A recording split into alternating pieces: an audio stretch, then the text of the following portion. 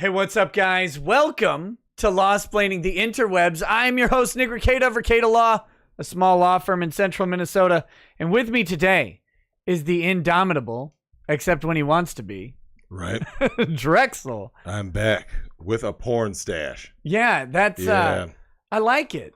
Yeah, it's I rarely do it. I very rarely do the porn stash, but something just came over me when I was sitting there. Really, did it? Did something come over you? Did you see the newest Piper Perry meme? No. About wait, is it Floyd? Is it Floyd on the couch with a bunch of knees behind him? Is it that one? That is epic. Have you seen that one? Oh, that's the thing? Come on, man. I'll find it. You tell me yours. You tell me your thing. So this one, it says something like oh God, what is it? What is like the whole so the punchline was basically like Piper Perry took on protesters alone or whatever, right? that were some Black Lives Matter kind of stuff. And then like the whole punchline was like, but when you click Piper Perry takes on 5 guys, something else pops up. So it was just it was great, man.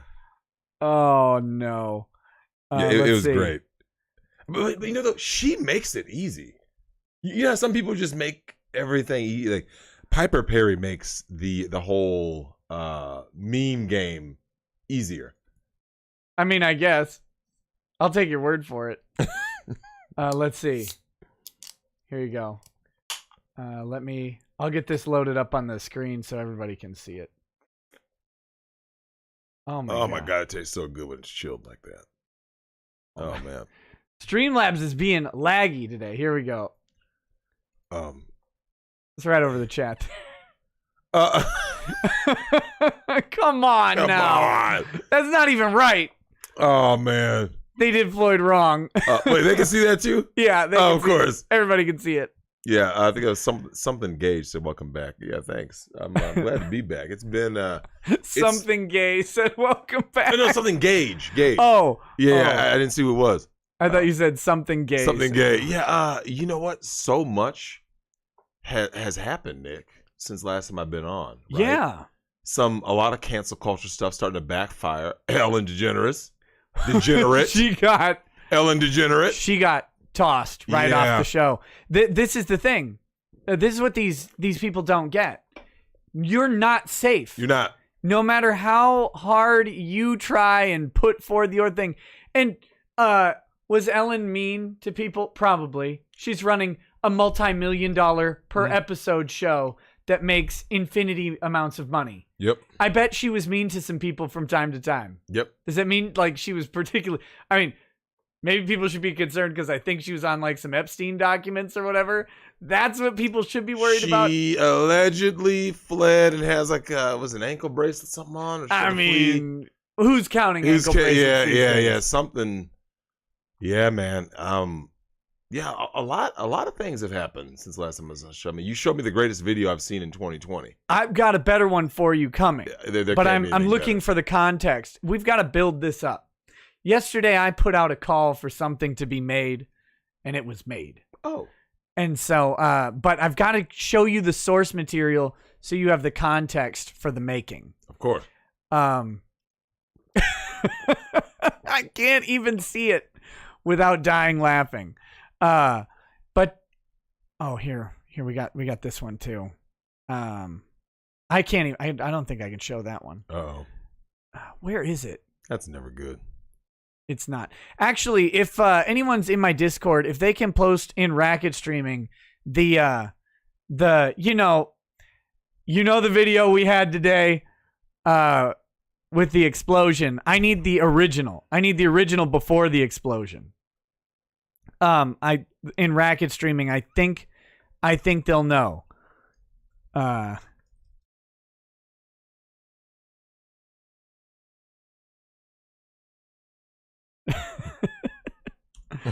If they post it. See, we've got to build up.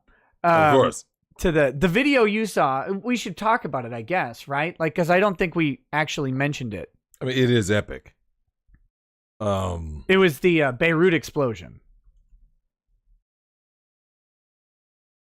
Yeah, that was okay. So of all the things I've ever seen, that's definitely in my top things, right? Because nothing really prepares you for. Hold on. Oh wait, no, that was last year. The guy who jumped off the building. Oh no, that was this year, right? Hey man, that was hardcore. That was one of those videos like, oh, but but that Beirut explosion. I mean, Nick. Yeah. It's whoever was there. I mean, that's vaporized. Gone. You're a stain. They're just vaporized. They're gone. They're over. Just poof, gone. Okay, I've got the video. Damn,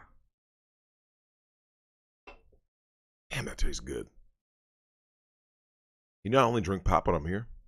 Yeah, I do. Yeah. I don't know why. I don't know why you do. Yeah, pop is bad for you, man.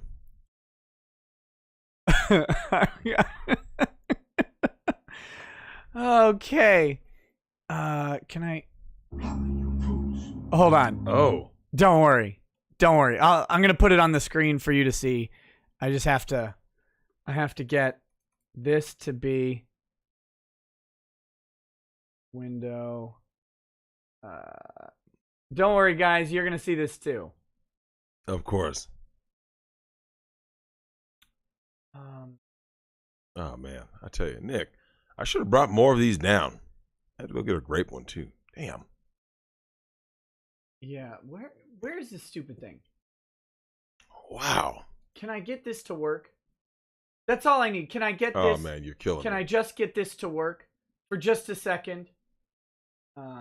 No, I can't, of course. Oh, you're killing me. Just a second. Just a second. I got it. I just have to. I need to open this with something man, else. Nick, you're killing me. You're killing all of us. This is worth it. This is worth it. I mean, the sound sounds great. Did you get new speakers? No. Oh, it sounds a lot bassier now. Why can I not? Where is it? Oh my gosh. Oh man, this is so bad. I'll have to add a new thing. It's fine. Video. No, it's.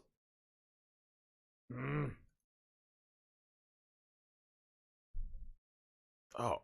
Open the neck. OBS is so slow today.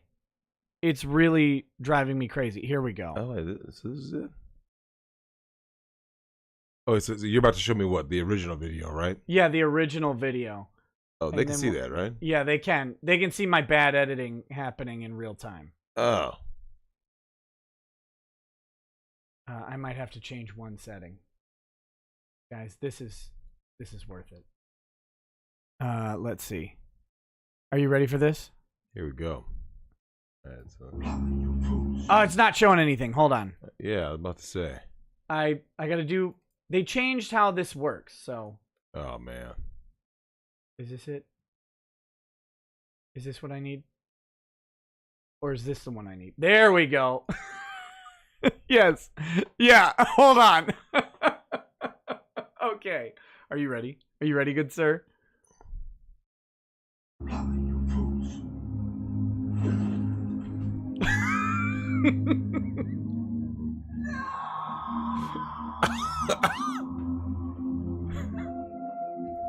No. No. Oh.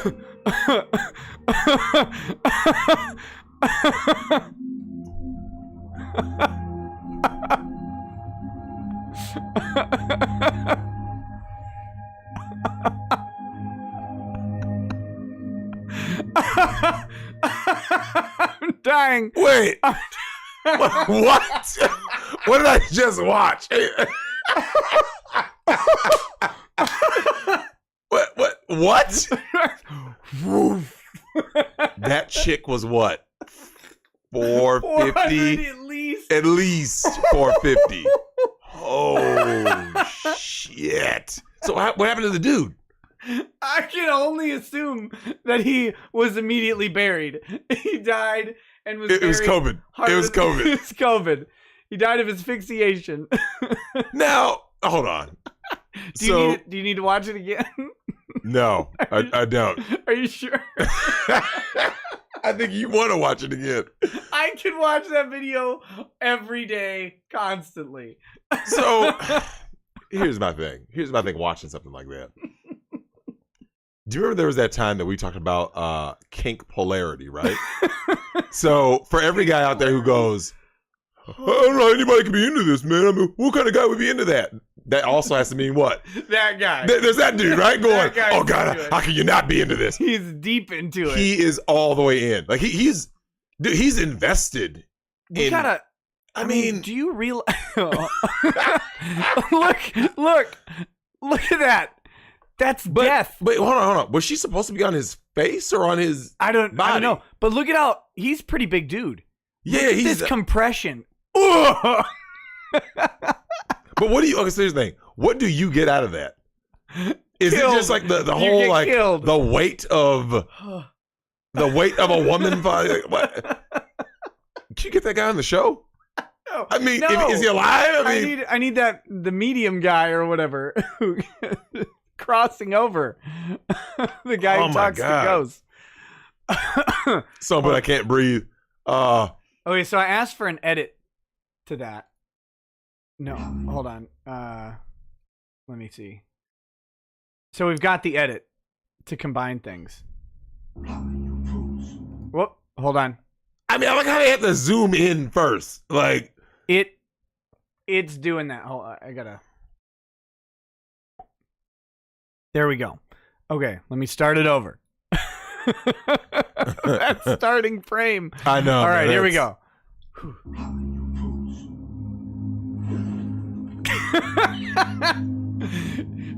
The slow-mo makes it look like she jumps more than 1 inch. She literally jumped up. Yeah, like look at her feet.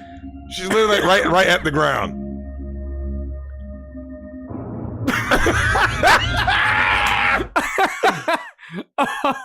Oh man. Oh, my heart is ended. I don't know what to say to that, man. Well, here's my thing. So, okay, so here's the thing. If you're the chick, yeah, what is that like for you? I mean, do you get something like what pleasure do you get from like jumping on a dude? Because there's got to be like a domination power. Yeah, thing like, oh yeah, he can't even stop it. It's coming. It's coming. She was so large though, bro. Like large doesn't begin to describe it. Because I mean, like I said, the dude. Here's the thing: the dude isn't small. The guy was probably two. He had man tits. Yeah, I would say that guy was in that 230 plus range, something. Yeah, in it's that. hard to see how tall. He Yeah, it's hard to see his height, but you can see his physique was fairly big. She was 400 pounds. If she was 4'5". The density, like it doesn't look dense because of how big she is, but it is.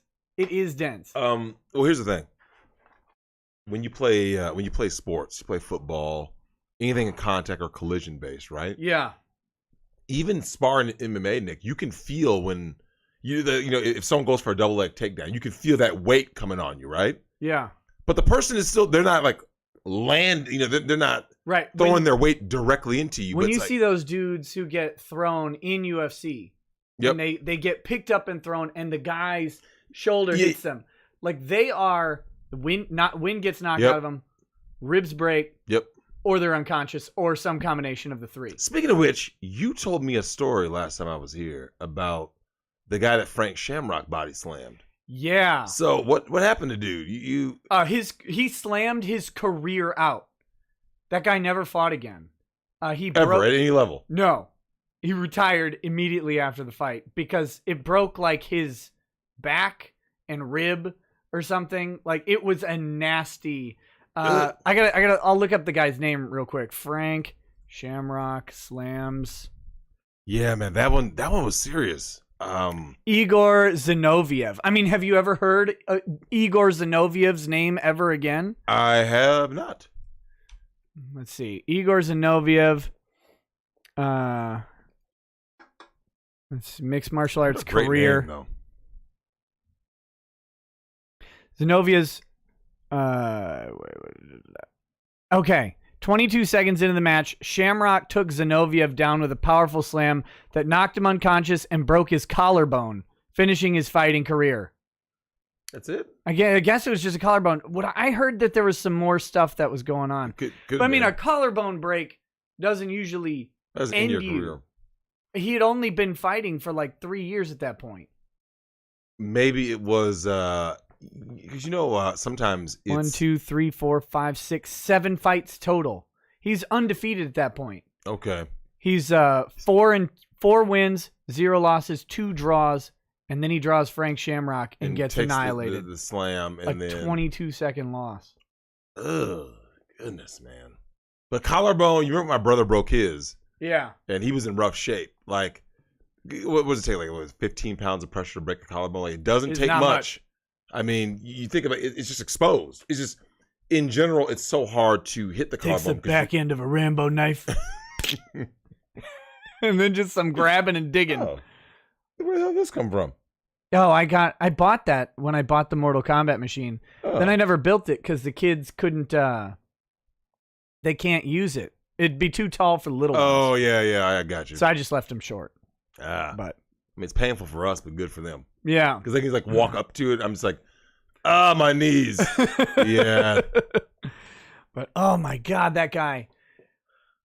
My man on the ground. I don't know what to say about that, man. Like that was, I mean, it was kind of, here's the thing. You're muted on a fetish? Like you don't know how to handle a fetish? Here's the thing. I'm not tickled. going to lie. That one actually makes more sense to me than the feeders. That's still like creepier to me.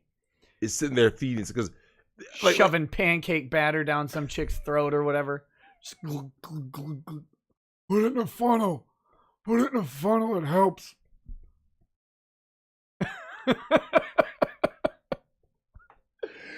I'm not gonna get into. I just hit this thing. I'm not gonna get into the whole. That was actually a suggestion somewhat recently.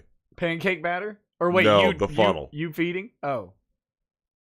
I don't want to. You don't want to know. We don't need to talk about that. Whatever that was, that doesn't need to be uttered in public or in private.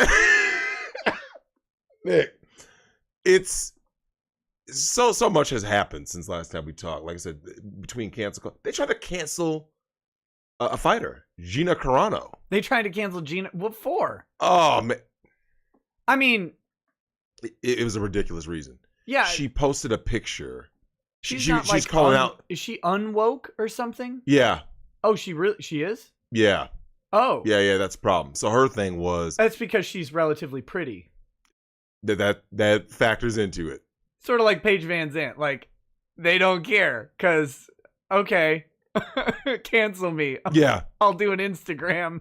Or OnlyFans. And make infinite money. Right? Well, they canceled Gina. They tried to cancel Gina Carano because she ended up posting. There's that famous picture of all these Germans doing a Nazi salute, right? Sure. And there's the one dude sitting like this. Oh yeah. You know what picture I'm talking about, right? Right. Yeah. And she was saying like be this guy, like with all this cancel, this stupid stuff. And of course, similar to what happened to so she got canceled for saying don't be the Nazi. Yep. Yeah. They don't even know. You can't make this up because all they see is the salute, right? Right hand raised, stiff. So that she's a Nazi. So your eye is drawn right to that guy too. It's not like it's a Where's Waldo to fight there's even a red circle on it. Yeah. Yeah. It's just God. So they tried to cancel her, and yeah, man, it's just.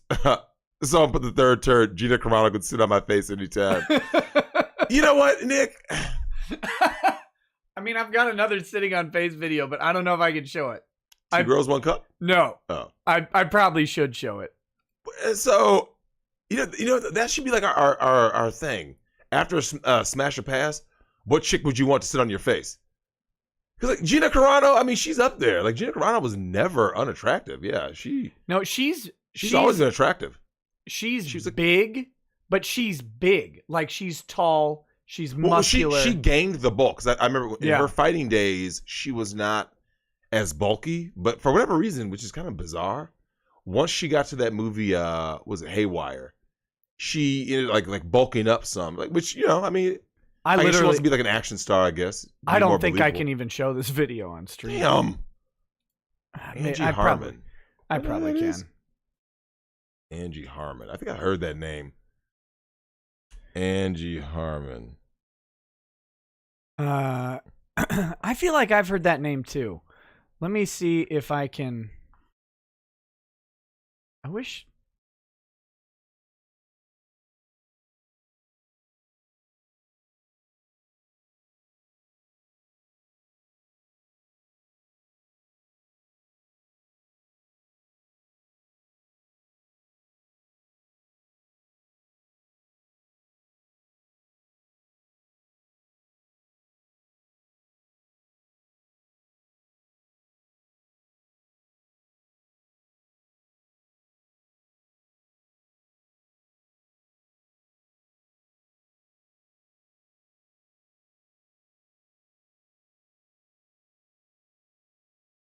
Okay, sorry guys.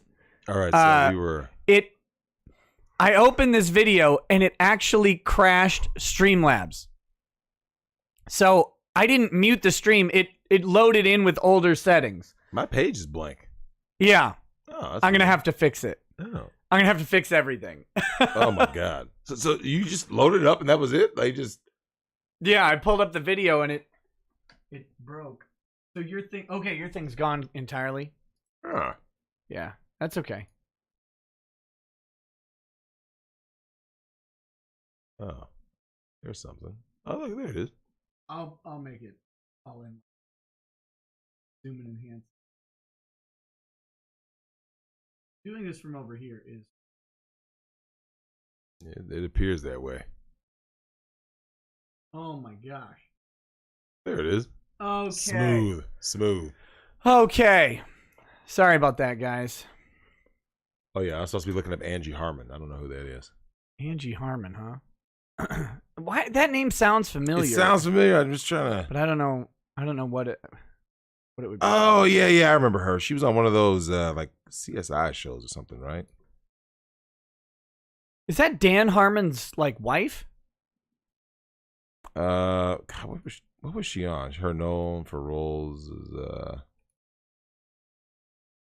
okay, yeah. Oh, she was on Baywatch Nights. Huh. Yeah, always a hot chick. Yeah. Angie Harmon was always. I do remember her now. Yeah, attractive girl. Yeah, that's right. She was married to Jason Sehorn. Okay, are you ready for this? All right, let's see it. What? Oh my God. Are you ready?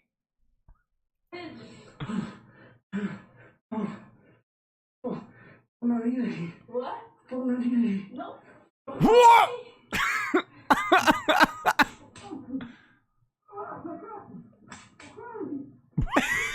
He's trying to get out.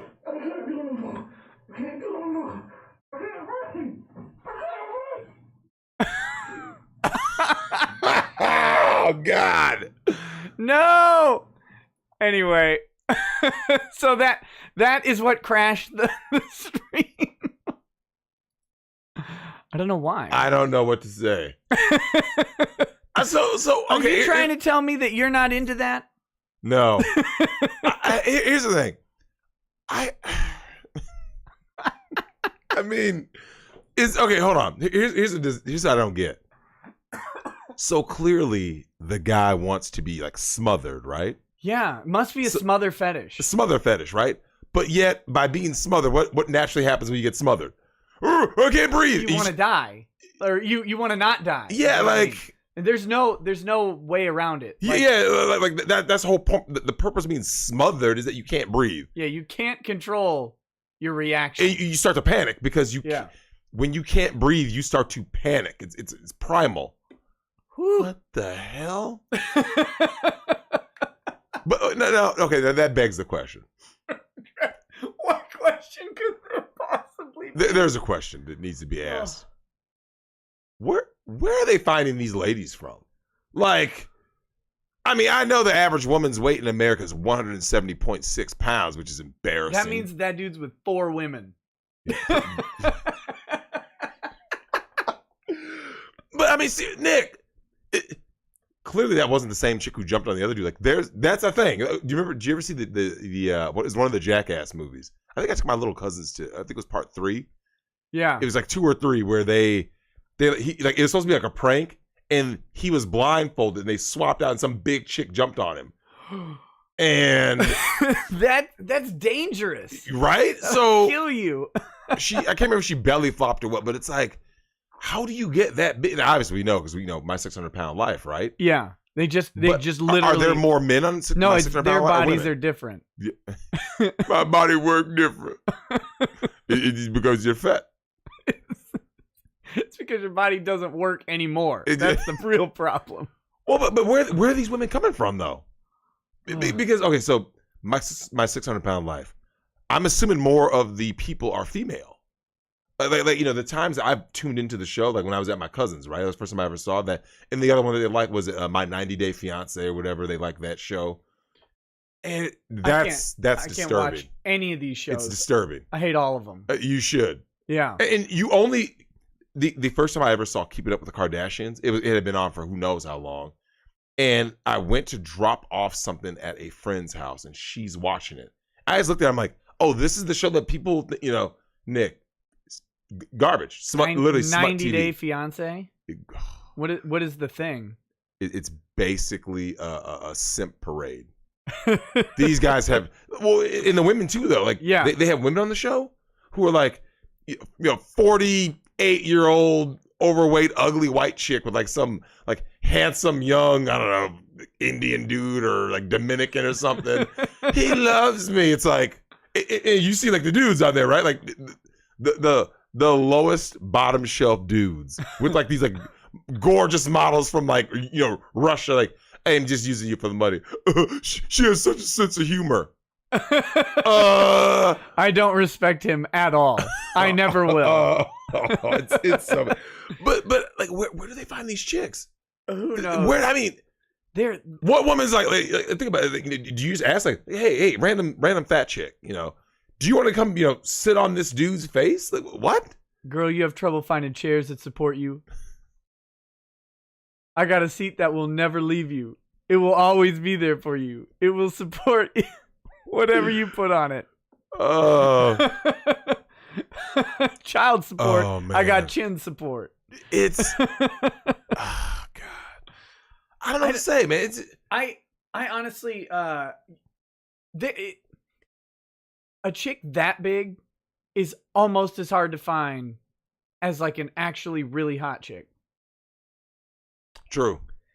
Because I mean, that's big. Yeah. That's not just like, I mean, you need to. At least in America, because depending on where you are, like overseas, they're easier to find, like the so-called super hot chick. And of course, no, I'm talking about the big, about the large ones.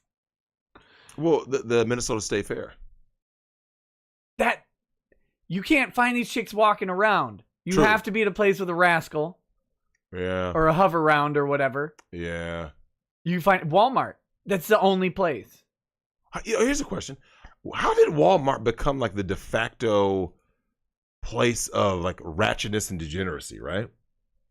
I swear it's gotta be my allergies, man. My nose is getting itchy again. But what?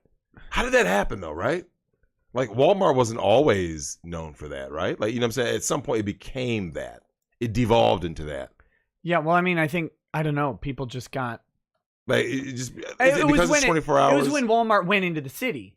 That's when it happened. True. Because Walmart used to not be able to find a Walmart anywhere near a metro area. Yeah, that's true. Yeah. That was the whole selling point. And then they went into the metro area and they found out what Detroit was like. Oh man, Detroit is such a shithole, man. Spandex fatties, as far as the eye can see, pretty much, man. Oh God, my goodness, it's so bad. Here, I gotta start getting to some of these chats. I saw super chats come up. Go ahead. And then, we've got some other stuff to talk about. Do you know who Akilah obviously is, or Akilah Hughes? Someone just didn't Sargon of Akkad sue her and win? Yeah. I'm glad. And she is having an absolute meltdown on Twitter. And of course, so she has a show on like Comedy Central because Comedy Central is allergic to things that are funny. Yep. So they put her on there. So her fan base is actually huge. Like, because you got that massive distribution network, right? So, of course, she goes on Twitter and has like 11,000 likes or whatever on her post about how some white supremacist is oppressing her through the mean courts. Here we go. Yeah, there it is. So I thought we might take a look at that in a little bit. And you heard Jake Paul got raided today by the feds. Yeah, they came into his mansion with a search warrant, executed it. And looking for what though? Well, they took his guns because he's suspected of. Well, he was at a riot. He was at one of the riots. I think I heard about that on YouTube. Like, or someone snapped a picture of him. But was it him though? Like, it was him. Okay, so it was him. What was he doing there? He said he's a drama YouTuber. That's what he was doing there. It doesn't matter what he was doing. Yeah, it's something dumb. But they're like, you're rioting. And you're trespassing and engaged in an unlawful gathering. He's like, no, I was just reporting the news or whatever. You know, that's his excuse. That's what he's going to have to try. But in the meanwhile, got raided, had his guns taken away. And then did you ever watch like Ninja Warrior? Yeah, I remember that show. Do you remember a guy named Drew Drexel? No. He's one of the guys who won. Oh. The American. Very rarely do Americans win. Yeah. No, this is on the American. Oh, American. Version. Okay. So American Ninja Warrior. He's one of the early stars. He's going away. He's done. Him. Sex with a 15-year-old. You know what's funny? A lot of times. And and he kept pictures and videos on his phone. Smart. You know what's funny? Right as I asked, what for? I'm not even joking. The moment I said what for, like, part of me was like, you know what for? Right. Yeah. Oh, and when they got when they're executing the search warrant on his house, they're like, "What's this?" You know, they hold up a phone. He's like, "Oh, that's my old phone." Oh. Nope. Done. Because of course, then they go through it. Yep. They're like, "Oh, well, we need a search warrant because she said she was texting him and he would ask her to do it naked and record it and stuff like that." And so then they get the search warrant on the phone, power it up. What do they find? Pictures and videos. You're done, buddy. You can't argue against it. You can't. You're done. You just said it's your phone. Oh, and it was also in a. There was an app. It's called Hide Vault, and so it's like you can hide text messages in a separate place on your phone. Because like I guess if you have like he had a girlfriend, and so he had all of this teenage. Underage girls stuff in that. How was she getting out at 15 though? Well, he had a gym. Like he had one of those Ninja Warrior gyms because he's a celebrity. Okay. So she went to the gym. They're in different states, but like she took a trip to that gym at 15. No, like her parents brought her to this. Who are the parents? How come every one of these stores? Hold on. But like you could go. It's like a trampoline park, right? Yep. You can, these Ninja Warrior gyms, like you can go and there's hundreds of people there.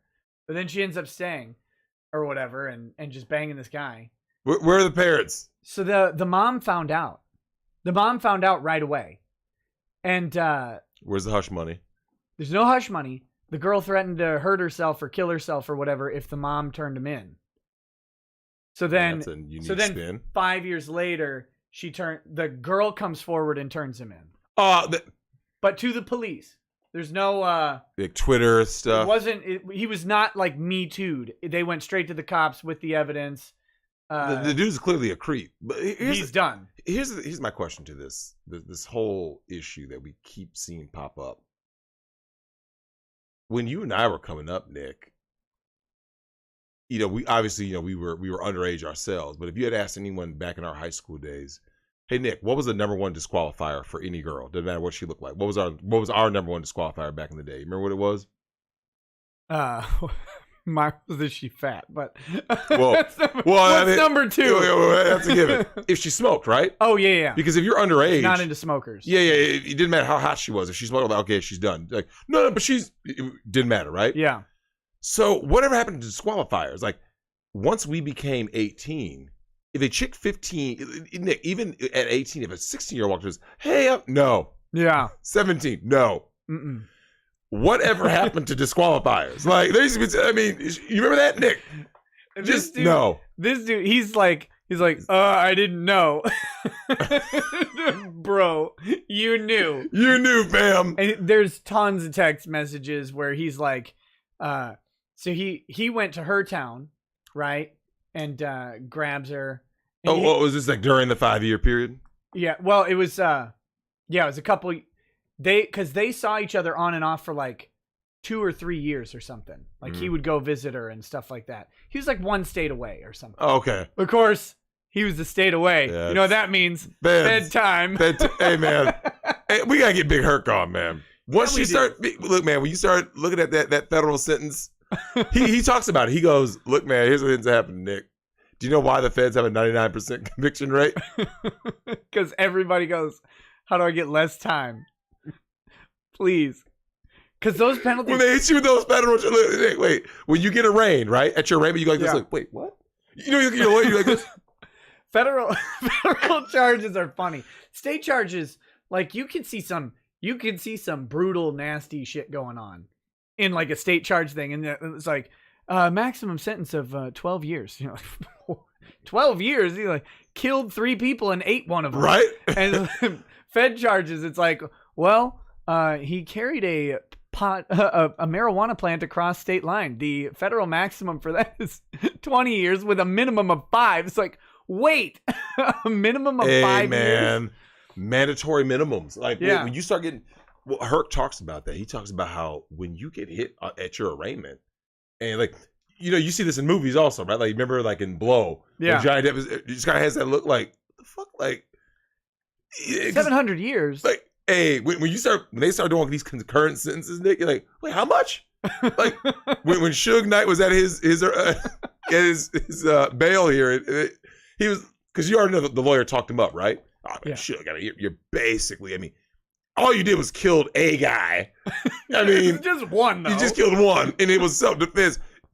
Maybe $2 million about Nick, $25 million. So Suge falls out in court because, Nick, that's what happens when you get hit with some of these insane things. Like when these judges say something, like that's why you have people look like, you see the videos, people faint, right? Hey, when they hit you that guilty verdict, look. So Nick, you know, usually like this. Look, you know you're gonna get off, right? Yeah. You just know, like, and they, light. It's like, oh, damn. Yeah, and so this guy, like, when they charge, I don't know. So how many counts did he get? Because each sexual encounter is a count. And there's lots that they can.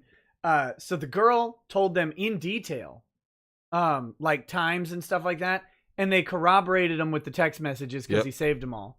Oops. Idiot. Oops. He asked her to delete all hers. You fool. Thought he'd never get caught. So they have that. They have him on manufacturing child pornography. Yeah, because you made videos. Yep. And pictures. Yep. Yep. And they have him. And if he shares it, that's another charge. Since both she came to him and he went to her, it was soliciting a minor to cross state lines for the purposes of sex. That's a charge. And every time he goes to her, it's crossing state lines on your own with the intent to have sex with a minor. So he gets separate charges for each of those. Oh my God, it's gonna be brutal. So how much total time is he facing? I don't know. They didn't say. Because, you know, like Jerry Sandusky got one of the, like, do you remember the Dr. Larry Nassar time? He got like 772 years, fam. It's like, oh, Nick.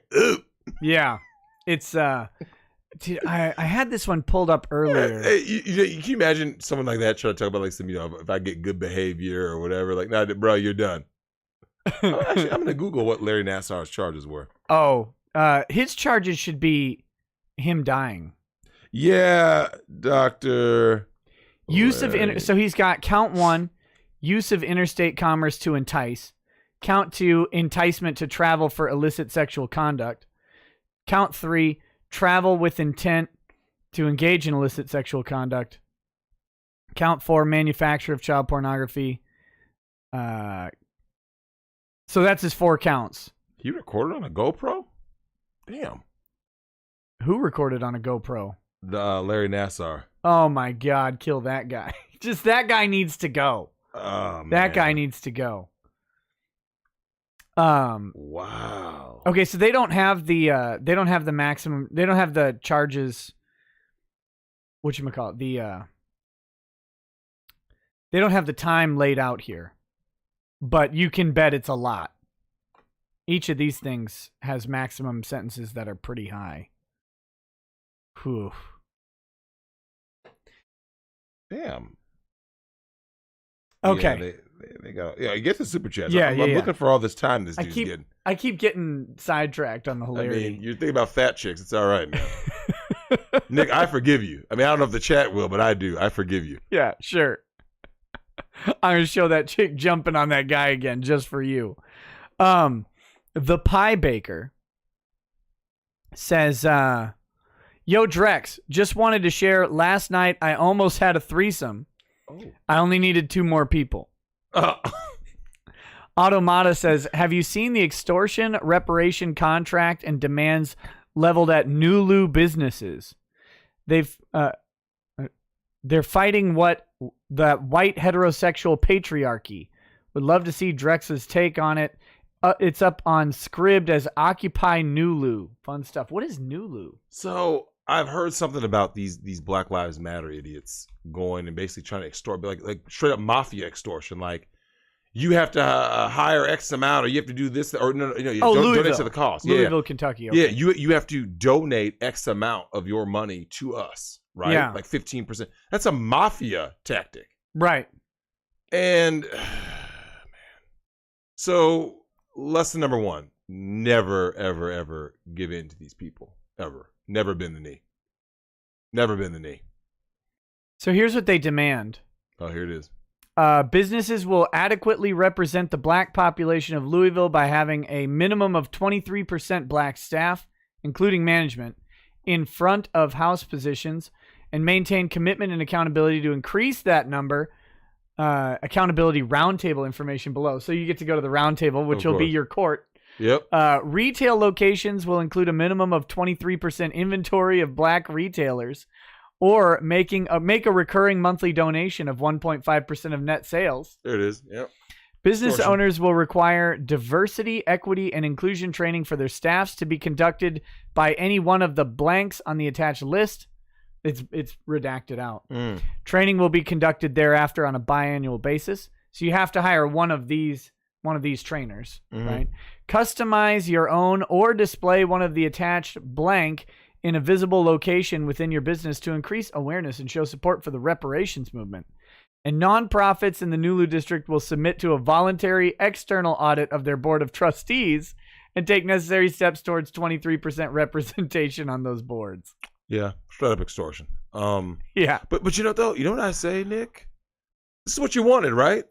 You know, these people who were all, running their mouths. Yeah. Because, certain people, you, me, people who actually have a working brain and we actually use it. We warned about these people, right? Yeah. We've been warning about them. Oh, no, you overreacted. And now that it's coming for them, help. No, you good, fam. Do you? You can handle this. You got this. No, seriously, Nick. That's the thing, though. They do got this. No one seems to know, but you do. It's just you have to stop. You have to stop. Have to stop giving into it on everybody else. Give them nothing. When they call you racist, Nick, just go like this. Don't respond. Just Oh, here we go. Repercussions for non-compliance. Are you ready for this? It is. Reduction in racial index score / bias report to the Better Business Bureau. They'll hit you on Better Business. Yep. Social media blast. Notification via all social media platforms of non-compliance. Boycott. Public boycott coordinated through social media and mail announcements of your Nulu establishment and any other business ventures owned by you. Protest. Visible media-covered demonstration / sit-in outside your establishment. Invasive reclamation. Of course. Will steal your stuff. Placement of booths and tables outside your establishment where competing black proprietors will offer items comparable to those offered by you. That's literally illegal. I was literally just about to say that. So, because you need a license, and because the fact that if whether you are privately owned or publicly traded, that's why you cannot, Nick, go. If you and I walked up to Walmart tomorrow, and started selling shit that you could find in Walmart for $1 cheaper, what would happen? Woo! Because that's illegal. Like they might come out and ask you politely to leave once. After that, you get the Eric Gardner treatment. Yeah. For real. You get the chokehold. That's how it is, though. Like, these people live in an alternate reality, man. Yeah. We're going to just, no, you're not going to do anything. Oh, God damn. Okay. Next chat. So let's see. I like the Spike Man says, Nick, this will be the last super chat I send. My alcoholism is killing me. Damn. I still support you in the law, but I am killing myself. God bless you and your family. Wait, what? I hope you... I don't know what you mean by that. I hope you don't mean you're actually going to kill yourself. Don't. How about that? Don't do that. Certainly don't send super chats if that's putting you in any sort of distress. But also don't kill yourself. That'd be less than good. Batgoat says Drex. That's it. That's all Batgoat said. That's all I get is just a name? It just says Drex with some exclamation points. Oh, well, hey. Swarm069 says, Nick, how dare you share Ron and Monica's sexy time? Oh, yeah. Oh, that video, man. That's cold. That's cold. Let's see. Phoenix Orem says, hey, Drex, it's Phoenix. What the hell is up with the Eddie Murphy stash? Yeah. Do you got an email or something I can hit you up at? Pass it on to Nick. I got something to show you. Nick, get your damn measurements in. Godspeed. Oh yeah, I hope he got a hold of that Switch Online. Donkey Kong Country got released for Switch Online. I know he said he's a big fan. Oh, okay. DKC. Oh, yeah. I mean, I played it a couple times and it's fine. Good platformer. Did you play it back in the day? Yeah. Oh. A little bit. Oh. I think I rented it. I didn't own it. I never rented 2 though. And then I only really played the first one. I really love the first one just because it looked so new at that time. You know what I'm saying? Like those little 3D models and all that's like, especially on a Super Nintendo, like that was a big deal when it came out. Mm-hmm. You know what else it did? It reintroduced DK because remember he was up until that point he was always just a villain, right? Like he's the guy trying to basically take Mario's girl when he was Jumpman. So it was like finally we're reintroduced to Donkey Kong and he's friendlier. So. Right. Good job to Nintendo to recreate Donkey Kong. Prepping for Smash Bros. Correct, because that's all they needed to do. We saw him only a few years later, Nick, and he was Smash Bros. DK. Yeah, it wasn't the style of game I chose to play back then. So that's, I mean, I know a lot of people like it. I'm not saying it was, I always loved the platform. It just wasn't my cup of tea. Karn says, "Hey Drex, convince me not to get into a friends with benefits relationship with this chick, 23, and her 8 out of 10 mom, 40-ish, who really knows. The mom seems very envious when I see her. This could be my chance to be a hentai protagonist." Well, any advice for the endeavoring Karn? I don't even know what word to pick. Hey, man. Tread lightly. Here's the thing. Now take it from me, because as Nick knows, not smashing a mom can lead to some disastrous consequences. So I guess the answer is smash both equally and justly and fairly. Offer those reparation smashes. You got to get some equality and equity up in this household. You got to get equality smashing. But here's what's crazy about that, though. You can't win. So Nick, think about it. No. So look, if he does nothing, he loses, right? Because anything, they could say something or anything could happen, right? Yeah. You get the 23-year-old. You think that sounds good? You saw what happened to me. Womp womp. You got, buddy. You're playing with fire, and you have to know that. Yeah. It's like you're about to just stick your hands in a deep fryer. Yeah. You're gonna lose no matter what. Like anytime there are two. And here's the thing, though, Nick. Here's what's crazy.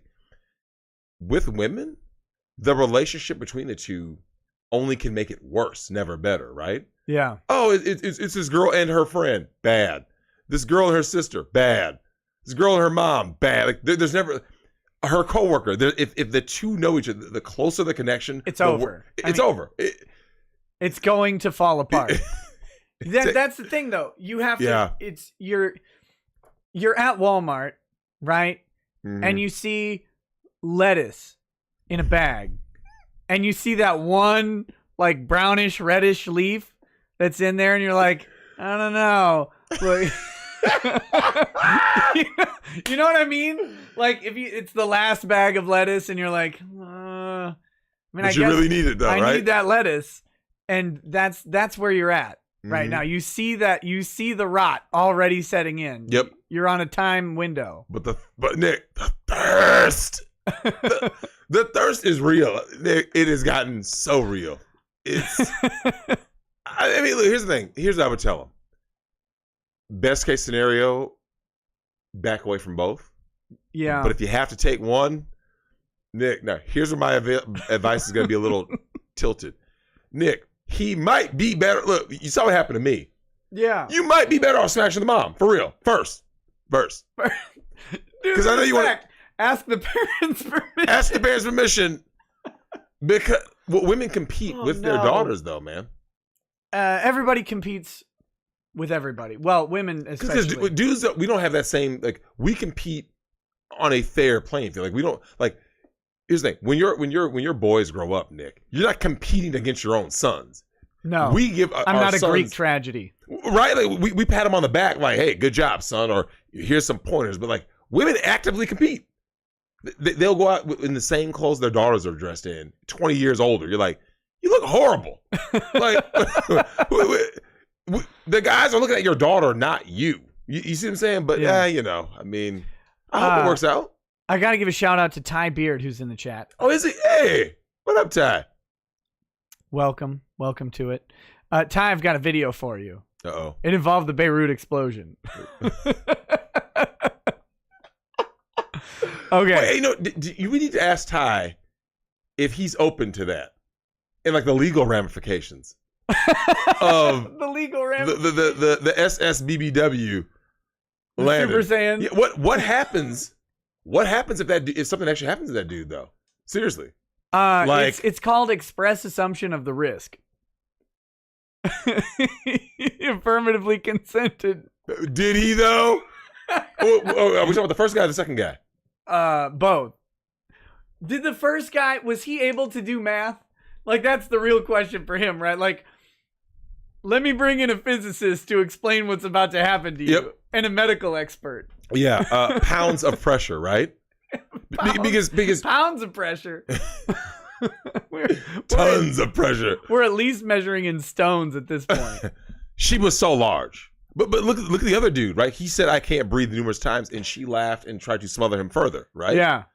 So if he dies, I guess that's a negligent homicide, I would think. Some sort of manslaughter.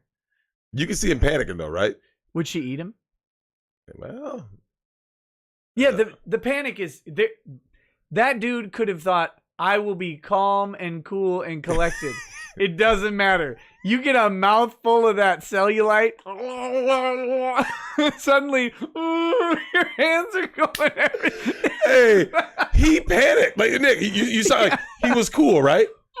He was at first. He was like he's trying to tap out, and you see you see him like panicking. Oh my god, man! Damn. But here's the thing though, like. Now, you and I both know that someone has died like that because all you have to do is just type in Florida man, right? Yeah. At some point, some Florida man has died or killed somebody in some ridiculous way, right? Right. So I'm assuming somewhere out there, I'm sure somebody in the chat's going to say, yeah, it happened in, whatever year, right? Florida man dies of asphyxiation from cellulite. Yeah. I mean, you heard about the Florida man who died having sex with animals, right? Nope. I think his boa constrictor ate him. Like, I'm not joking either. A boa constrictor, like, bruh, or an anaconda or something. It was something. It was so perverse and crazy. I'm man. so mad. Anaconda got taken off of the watch party after 1 month. Why is that? It was on July, and then I went to go I went to. I saw it on Prime. Yeah. I put off watching it on Prime because I was like, Anaconda's okay, but there's some other movies I wanted to watch more. And then I went to watch Anaconda just yesterday or whatever, and it was gone. Oh, that's very lame. Very lame. But Blue Mountain State's on Prime. Did you ever watch Blue Mountain State? What is that? It was a show on Spike TV about a college football team. It's hilarious. Vaguely remember that. Yeah, it was on for a couple seasons, right? Yeah, 3 seasons. Yeah. Thad Castle was one of the characters. Thad's very funny. Very funny. That's out now, so I'm very excited. Okay. Loric Project says, can't believe I missed the beginning of the show. Can't wait for a great Drex stream. Well, you're going to have to wait for a great Drex. No, I'm just kidding. Loric Project also said, I'm with Streamlabs on this. If someone showed that to me unexpectedly, I'd try to off myself too. Sprite Cola says, that land whale silenced 3 men and a Streamlabs. Lord help us. Who knows how many people couldn't breathe. Loric Project also says, all the women that come into my work are her size. Damn, really? Somehow these beasts walk on 2 legs. I'm not going to lie. Nick, that is something that I think is fascinating. No matter how big these chicks are, they can still put on heels. Still. And you're kind of like, really? What's amazing is that they don't puncture the earth and pop it like a balloon.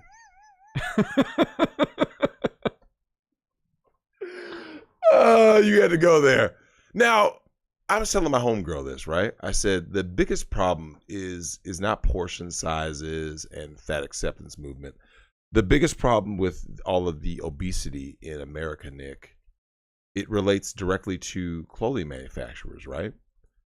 Because they're the ones who allow these larger size clothing, right? Someone's making clothing, like, look, you saw what she was wearing, right? It was a thong-ish something. Someone made that, right? So clearly we are making clothes for women who are 450 plus pounds. So then by default, who's the real problem? It's the I people figured making they the just clothes. steal clothes from 2 smaller chicks and sew them together.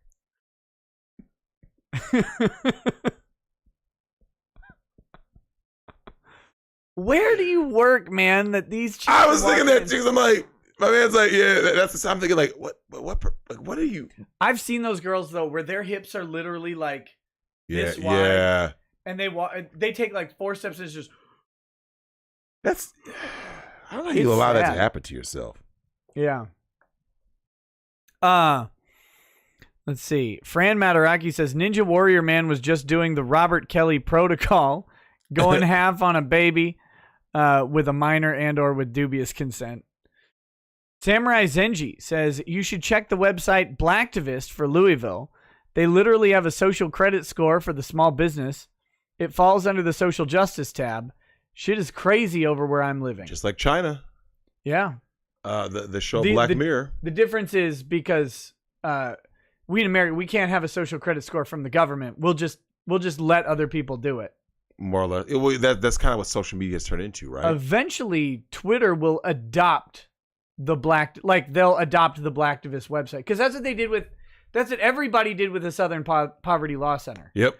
It's like, well, I mean, they say they're a hate group, so they're probably basically killing people left and right. It's like, of course. I mean, Focus on the Family is a hate group. Yep. Yeah. Okay. I guess. But yeah, so that we just farm it out to private companies and then it's fine, apparently. Yeah, what a sad state. But you know what, like I said, it's too far gone. It is what it is, man. But Nick, this is what people asked for, right? Because as horrible stuff was happening, they cared more about things that didn't really matter, right? Like the populace at large, right? Yeah. They would care about, I don't know, skin color here, or a 1% tax raise there, like stuff that was not that big of a deal. But I'll tell you what, man, these policies are a big deal. But and now people are kind of realizing, right? Like, Nick, it's too late, bro. This coin shortage, right? Yeah, that doesn't actually exist. Yeah, what is that really pushing forward, Nick? Cashless society, right? Right. Control. Oh, cash is hilarious. If you wait, never mind. I was reading a news story like a year or two ago. Mm-hmm. A guy, he has a, small car dealership, used cars. Mm-hmm. And so he flies around to these auctions to buy cars and have them, if he can get a good deal at an auction on a car, and then he'll bring it back to his shop, right? Yep. So he had 17 grand in cash. Tried to get on a plane. TSA, no. Yeah, they took it from him. They're like, what do you need this money for? He said, I'm a car dealer guy. I go to auctions. I have to pay cash. And they're like, no. This is drug money. They just took it. They just civil asset forfeiture. It's mine. That happened to Snoop Dogg too. Yeah. Yeah. And then I knew a dude who he was like a ticket sales guy for one of the airlines. You got a Western or whatever. Union, that shit. And he's like, yeah, you can't fly with money. What are you doing? I'm like, flying with money. Who cares? It's cash. There should never be a question about you carrying cash in and of itself. Yep. Like if you're carrying a big wad of cash out of the bank that's on fire or something, okay. Right. Or there's 18 people dead in a line behind you with their wallets open. Of course. But generally speaking, you should be able to walk around with a duffel bag with $12 million in it. Yep. And no one should be able to say a word about it because that's just cash. It's just currency. Correct. But that's the stuff. They're working on the cashless society because then everybody's beholden to MasterCard. You already are, but it's going to get worse. That's right. It's going to get worse. Control. It's just, listen, I said that, I think it was like 2 years ago on your show. I talked about the total abolition of fiat currency, right? On a global scale. It's just control. That's all it is. So Nick, like you were saying earlier about MasterCard, that day will come where you can be, like I said, for those of you who understand the real agenda, there's going to be a point, Nick, where they just go like this. Yeah, this is cancel culture. So you won't be able to make transactions anymore. So that duffel bag of 12 million, where you used to be able to still be able to exchange commerce for goods and services. Yeah. If in a cash society, Nick, they just push a button and that's real cancel culture, right? You're canceled. No, I want to shop here. No. You can't because of social credit, right? You're just literally canceled. Yeah. And you're done. You're done. You will literally starve to death. Mm-hmm. Now, given, I would hope that if you ever reach that point, you do, Nick, it.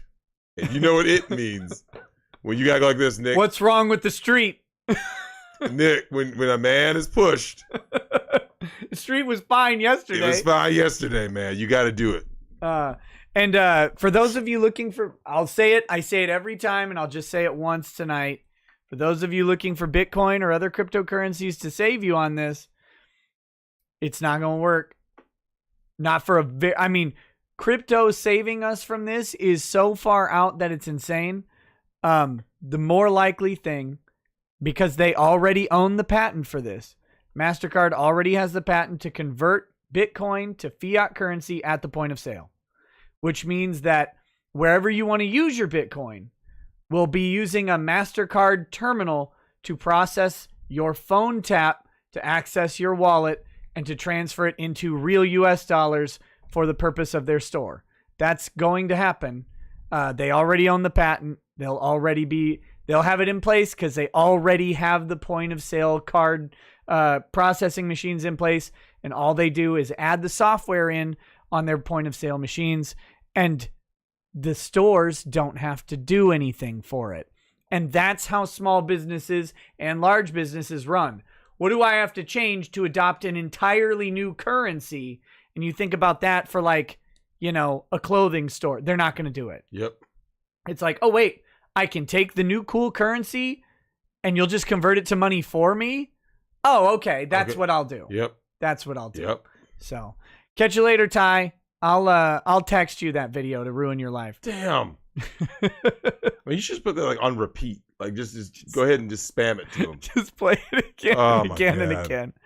But anyway, so yeah, that's what's coming that's the real result of cancel culture. And everybody right now is like, I engaged in a Facebook discussion, which I don't normally do but a friend of mine asked me to comment on something. So I did.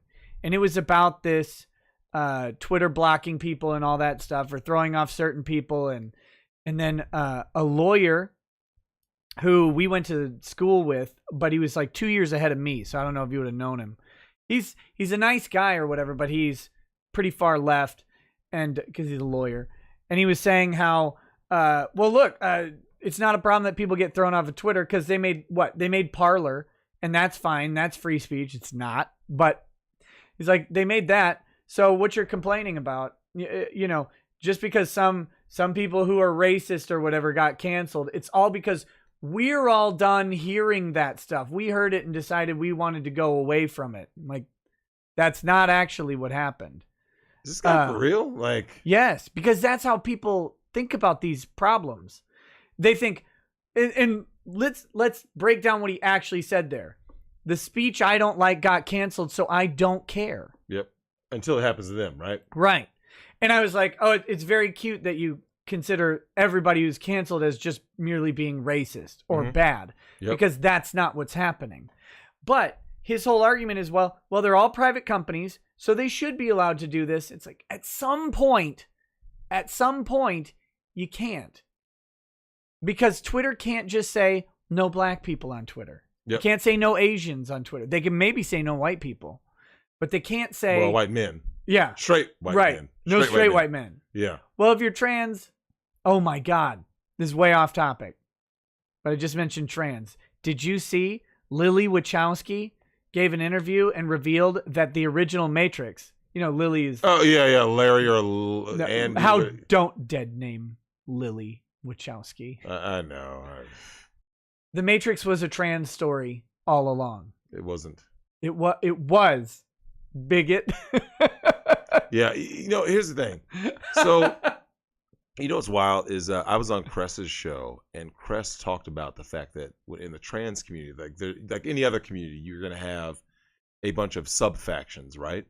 And yeah. She said that there's like this the far leftist trans faction, right? Yeah. Who like everything is about like we talked about this with someone we know, where it started off where you could have like a regular conversation, normal person, a normal person. They just they like shift, right? Yeah. And by the time that they become whoever this new person is, everything is basically like they have a victimhood mentality, right? Yeah. Where they look like you can look at this. Hey, let's just watch that little video that you showed, right? Right. We all had a good laugh out of it. It was repulsive, of course, but we still laughed. They would find a way for that to be somehow like transphobic or something. You'd be like, right. Like, wait, what? Well, if she would have landed on his penis, he would have become trans. Yeah. That thing would have been inverted immediately. Oh, my God. No, it was, the person we're talking about was hilarious. Nice guy or whatever. Went trans, was fine. Like, for a while. Was the same person, just different gender identity. Got the surgery, all that was fine. Then suddenly, everything, and didn't care about the dead naming. Like, no, people have been calling me this for like 25 years, so I don't really care. Didn't care about it. Suddenly, boom, nobody, nope, new name. It was really wild, really. That wild. was kind of sad. I remember when you told me that. I was kind of like, really? Yeah. Like, oh. So and I hope this person knows that like these people they think are their friends and their allies, like, you know, the trans allies, Nick, they ain't gonna be there. No. When the time comes for them to get canceled, like what happened to Ellen and all this other stuff, that's it. You just get canceled. Yeah, Ellen's an elbow. She got canceled. She thought she was immune, I bet. She did. Sarah Silverman thought she was immune. Like, yeah. A lot of people thought they were immune, and when it came for them, like, no, wait. Black Lives Matter. Done. Did you see? I read this story yesterday. Ryan Reynolds and Blake Lively. I did read it. Oh my deeply God. and unreservedly apologetic. You should write Ryan Reynolds a letter and demand an apology. Yeah. Oh no. Remember, I got to demand money because that's all it's really about. So Ryan Reynolds and Blake Lively, I guess, had a wedding at a old plantation. 8 years house. ago. They've been married for 8 years. Yeah, they've been married 8 years, but yeah, this is, and it was at the site of an old plantation house. Yeah, it's a National Historic site. It's a beautiful, like, it's not the house. Like, the house is gone. Yep. And now it's a building that was made in 1936. Mm-hmm. It's this beautiful venue. And it's still an active plantation. Yep. But with no slaves this Correct. time. They This fixed time. they fixed that. They fixed that part. And so they're apologizing and crying about it. And he said he doesn't like to talk about it though. Of course. But then he talked about how much money he gave to like I God, read about that. Awful. All these like historically black college. These people. All right. IRTP says, as Syl Blinton, check out Reflex Save D&D streams Sunday on dlive.tv/Bibble. It's like an ad read. It's my D&D character on Sunday. It's Syl Blinton, not Bill Clinton. Definitely not Bill Clinton. Oh, you know what? Well, after we get done with the chats, we can talk about what will be the fate of Ghislaine. Ghislaine. Yeah. I like calling her Ghislaine better than Ghislaine. Yeah, Ghislaine sounds better. Bouncing her from cell to cell. Don't get hung. Hey. Don't get choked. Hey, man. She's going to die of COVID. I already called it. Carradine COVID. Bad Vibe says, Dude works with Al Bundy at a shoe store. I bet Al Bundy was a waitist. No, ma'am. And Drex, did you get inspired by Rodney Dangerfield from Back to School? Oh man, I haven't seen that movie in forever. I forgot he owned a big and fat clothing shop. That was his whole. That was how he made all his money. A big and fat clothing shop. And everybody who worked with him were fatter than him. Of course. He hired him. He asked the guy. He's like, Hey Lou, how'd I look in the new ad? And he's like, like you could lose a few pounds. I gotta hire fatter actors. It's true, man. Loric Project says, I work at a crafts, fabric, and home decoration store. Yep, I believe it 100%. Yeah, it's... You know, I think that's how you get fat women exercising.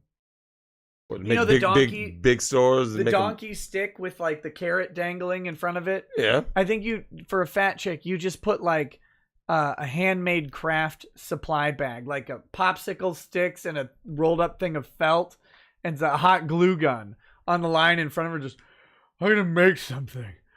You should be something to nag about. I'm gonna make it.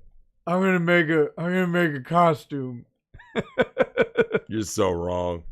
You know it's true though. Have you ever been into a Michaels or a Joann Fabrics? No, once ever. Like I'm not joking when I say ever. Like yeah. No, I was in Canada once. When I was in Vancouver, that was the only. So I've been in a Michaels twice my whole life. Yeah, that's too many. Yeah, I know. I hate that store. I hate all of them. But that's what those, you know. They do. They are crafty. I'll give you that. Yeah. Every big chick has like some random art and craft. Have a thing. Right? Yeah. Like that's because most of their time is spent alone, right? And getting dildos and vibrators takes quite a bit of effort, right? Like they have to kneel down. Those. And she could lose them. Like a leg fold or whatever. Yeah.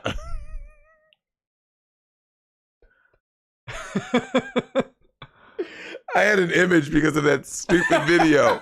So when you said a leg, I had this like mental image of like something's buzzing on me.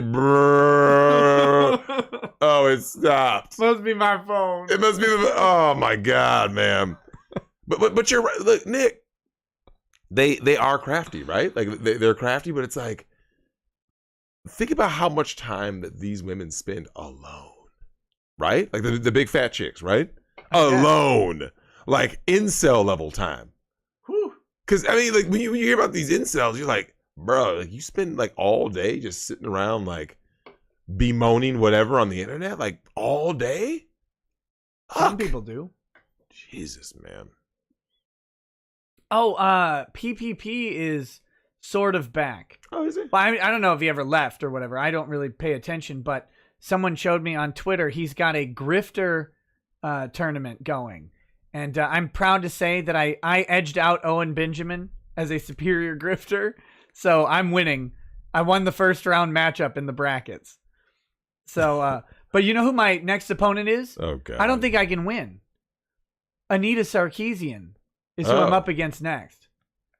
Like, there's no way. You know, Anita. You know, when I think of Anita now, I think of like the Neil Cuckmans of the world, right? That's what I was saying. I was like, because I can't fight against the male feminist simp. Like, yeah, it's impossible. Yeah, because here's the thing, Anita Sarkeesian, like Nick, she's not the problem. That's the thing. Like, people get mad at her for everything. Like, oh, she's horrible, gamer. But it's like, well, she is kind of horrible for like not delivering on projects that she took money for. But Nick, why would you give? Okay, watch this. Would you give Anita Sarkeesian money? No. Never. Right? So watch this. Hey, Nick, pretend you're Neil. You're making The Last of Us Part 2. And someone says, we're going to bring in Anita Sarkeesian to fix our game and make it more include. Neil? Yep. Because Nick, because here's the thing. So by default, she's not the problem, right? Yeah. It's Neil for listening to her. Mission's impossible. Oh. But people giving people like Anita money. Why would you give her money? Why would you give her time and attention? Give her nothing. Yeah. Oh, God. But yeah, you will lose though. Because you have no chance. The people giving, I mean, you know, it's the male feminist. That's who it is. Yep. The most dangerous predator on the planet, by the way. Correct. Is the male feminist. Let me ask you this: how long before Neil gets exposed?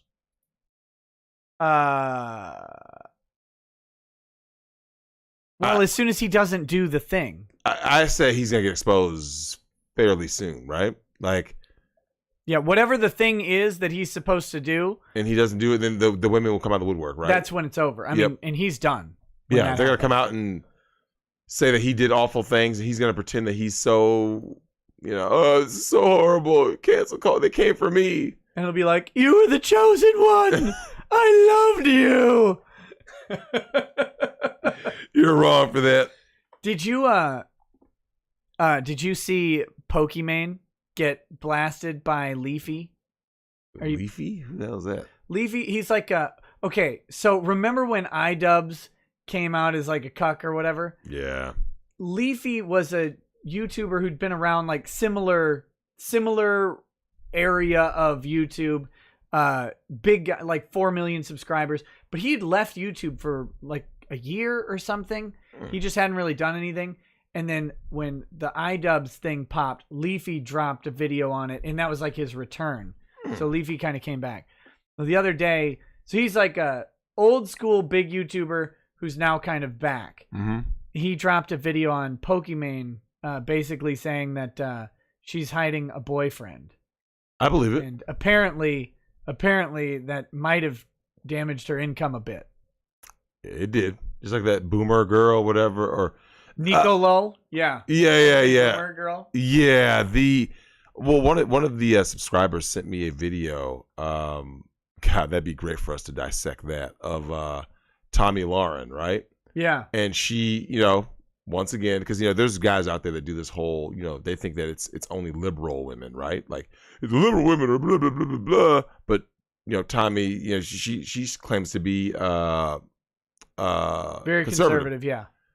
Oh, do you know about her though? No, I mean, I know when she got removed from the Blaze TV, like she went nuclear on Glenn Beck and like everybody involved at Blaze. Yeah, there's stories about her activities while she attended school at UNLV. Now I'm sure. No. Right? Wait. So hey Nick, she's from South Dakota, right? So a girl from South Dakota went to college at UNLV. Looking pretty good. There's a pretty blonde girl. Pretty, she's, thin, fit. Yep. Yeah. So surely she went there just to study, and that was that, right? Sweetie, why do you want to go to Las Vegas? They These don't guys have corn there. Oh man, but Nick, these guys, they will tell you the truth. Like, hey man, we know these people, and when you start hearing the stories, like I said, it's only a matter of time before things start coming to light. So, yeah, you know, it is what it is, man. Oh yeah, look at Sauce, football team. There's that train. Yeah, dude, Nick, the stories, man. Oh, she has a sister? Oh, I didn't know that. Automata says, y'all should check the follow-up articles on Nulu. One Cuban immigrant said no, and when the activists returned, they talked to him, and somehow one of his plants outside got smashed.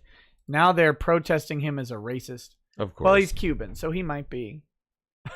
I'm kidding. It's a joke. Loric Project says, Michaels and Joann's are awful, but at least they don't have furniture stacked to the ceiling like we do. Most of my coworkers are overweight older women. Sounds like a Hobby Lobby, maybe. That sucks, man. Nova Zero says she grifted the United Nations. The United Nations. They also funneled seemingly innocuous charities and is low-key defrauding entire states on top of other organizations. You're going to lose, Nick. Saz. Yeah, I'm just sad that I had to go up against her in the second round. I mean, Too soon, man. I thought I'd make it to the semis or the or the finals. I'm gonna lose in the quarters. Yeah, it's not fair. But I'm glad to hear that PvP is back. Well, to be fair, I don't think he ever left. He just came back on my radar when someone sent me the thing. Like I said, I really do want the dude to succeed, like, because he's clearly, I mean, special. I mean, but like I look at dudes like that because Nick, he's kind of like he kind of represents some of the failures that like society has now had with men, right? Like, yeah, the lower self-esteem, getting offended by someone calling him fat. Well, like if you hate people, that was all just a gag. I don't think. Even if some of it was, though, I think some of it kind of seemed genuine. I think he genuinely doesn't like people calling him fat. Yeah. Like, I mean, he really, feels some kind of way, but it's like, then just don't be fat. Like, I want the dude to improve himself. And it's like, it's like, dude, you can like, do better. You know what I mean? Like, these guys. Oh, I hate that expression, though. What's that? Do better. Yeah, you don't need to be like a drama channel, like you said. Say even Mad Black, right? And here's the thing: look at the people who have blown up on YouTube over time, right? Mm-hmm. They didn't need to do the drama route, right? Like they just made good content that people liked. You don't need to do drama. Like, come on, man. Yeah, I don't know. We'll see. I'm just like I said, I'm just pissed. I wanted to get to the finals. Yeah, next year. Next year. I'll grift harder. I'll grift faster. Oh my goodness. I'll be doing grift ups. Sakaki Onsai says you need to describe the play-by-play of those videos, but you have to voice it as Kermit the Volney, who is watching his own Miss Piggy doing porn. Oh my god. Oh, wow. Loric Project says bingo. Uh-oh. It's a Hobby Lobby. Nice. It's a Hobby Lobby. Hey, at least you got Sundays off, buddy. Smooth. Gee there, Miss Piggy. Why are you launching into the air? Can you imagine? I'm getting a little nervous.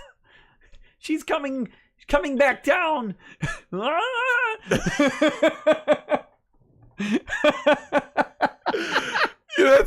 is what Kermit has one of those voices that like if you put into any scenario, yeah, it just gets bad, right? Yeah. Like, oh, it's great. Did you even watch Muppets growing up? I didn't really watch them. My grandparents, like my dad's mom, would take me to the Muppet movies and stuff and rent them. That's where I saw most of it, but I didn't watch their show very often. Yeah. I feel like I watched Fraggle Rock sometimes. I was just about to say that, man. Fraggle Rock, which was a different type of Muppet. Correct. But yeah. Those are the good old days, man. Speaking of good old days. What? I'm intrigued. Fuck it. You know what? Okay, so for everyone in the chat tonight, there is a movie that I saw last time I was here. 2 movies in particular. But we'll get to the serious movie first. which is The Night Comes for Us. Yeah, that was great. That was, man, if you guys don't know about that, wait, where was that on? Was that on Netflix? Netflix, I think that right? was on Netflix. Yeah, that's a Netflix original. So if any of you guys have Netflix, The Night Comes for Us, in the kind of in the vein of The Raid, a little overlong, but overall, the two main guys, from The Raid. From The Raid are in that. But I tell you what, man, that was nice. But Nick, let's be honest, the showstopper. Listen, guys, whenever you hear Drexel tell me anything about movies, just remember what he's about to say. There are certain movies that just need to be pedestalized and preserved, right? Right, like Casablanca. Or fuck Casablanca. No, like Punisher Warzone. Look, I'm telling you guys right now. The pinnacle of human achievement. It is. I don't know if you guys know, but like, look, when I watch movies, when Nick and I are sitting down, just like when someone says, Nick, have you ever sat down with Lady Rack and she goes, I just want to watch a dumb movie, right? Like, I just want to laugh and just watch a silly movie, right? Yeah. There are times we just need to see killing, like quality killing. I'm here to let you guys know. For anyone who doesn't know, Punisher Warzone is in my top movies ever. Nick, the savagery. Because it started, I mean, I was kind of like, we'll see where this goes. It's a little goofy at the start. And all of a sudden, it just goes there. And you're like, oh, it's... So, Nick, when that opening scene happens, the first fight scene... He's in first gear. He hits the clutch, and he goes straight to overdrive. He skips all the other gear. He skips everything. He goes straight to 6. Yep. And you're looking, you're like, how did this happen? How did we get here? This doesn't make sense. And you just roll with it, right? Yeah, it's fine. And the movie just... That dude's head leaves his body. He breaks that fat lady's neck. No big deal. No big deal. He didn't care at all. Don't forget the chair to the eye socket. Yep. You're like, oh! Like, but like, I won't spoil one of the greatest moments in movie history. It's... With the parkour dudes. Yeah. Because, Nick... Nothing... Wait, did you tell what happened when we were watching it? I almost got a concussion. No, I didn't. Drexel almost had a lawsuit against me. Yeah. Oh man. So we're up in the room. You've seen us do some broadcasts from up there. It's a TV room in my house, and next to the couch that you normally see is a glider, right? Because we've had several babies, and the glider is a part of having babies. You buy one and then you never sit in it. So we have the glider in there, and Drexel's in the glider. And this scene happens, and he laughs and leans. And the glider's not a rocking chair. It doesn't lean. It just sways. But he leans back, and the whole thing collapses. And he is dumped backwards into the wall. Oh, my God, man.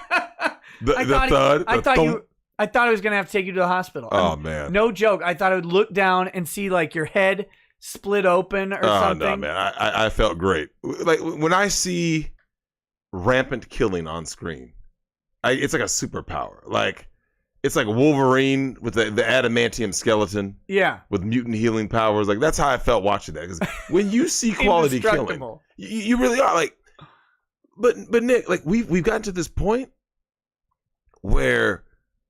Think about it. So Punisher Warzone was made in 2008, right? Something like that, 2008, 2009, somewhere in that range. But, okay, so John Wick movies are more of, more finesse, right? Like, they don't have, like, that same level of brutality. Right. When you watch Punisher Warzone, people get it bad. You're like, oh! I mean, he punched a dude's face in. Yeah. Like... He tickled the back of his head. Through his nose or whatever. Oh, and don't forget what happens right after that. One of the best line deliveries in movie history. God damn it, Castle! Yeah. I mean, you literally see dudes' faces get blown off. You're like, oh. Yeah. Like. Half their head just gone. Vanished like Beirut. So here's my issue with that movie, though.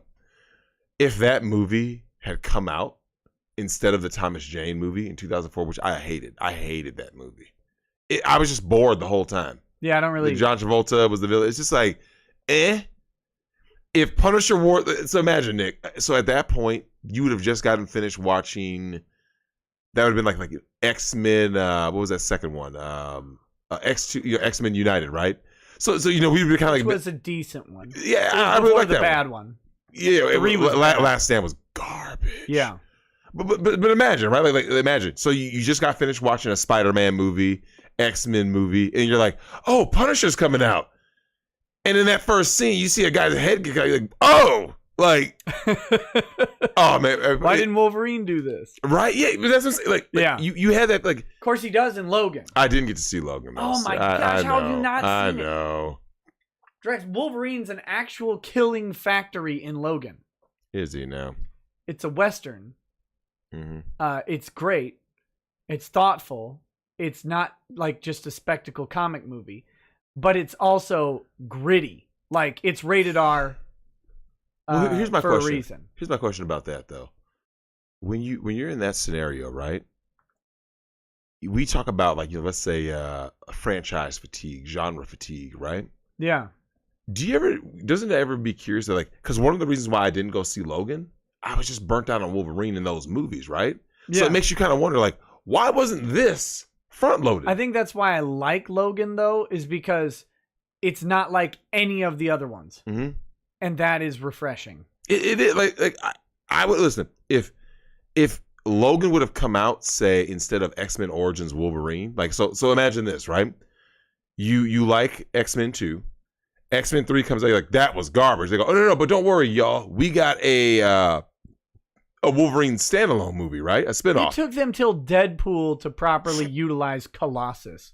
That's why True. I hate all X-Men movies. True. All of them. True. They have always... You know, in X2, when they show Colossus and he is a swole Slav, and you're like, okay. He just grabs the kids and goes. Everything's going to be great. And maybe in the next movie. No. No, nothing, ever. No. Just terrible. God. Oh. There's a question, Nick. How do you ruin characters that are unruinable, right? Like, so you think about it like this, right? In comics, certain characters are designed to be awesome, right? Hulk, like you can't mess Hulk up, right? But they have like 4 times every independent Hulk movie. You were with me. The original. When he throws the tank. That's funny. Yeah, the Ang Lee one. Do you remember? Because we saw our man from Perkins it was a midnight, right? We was a midnight show.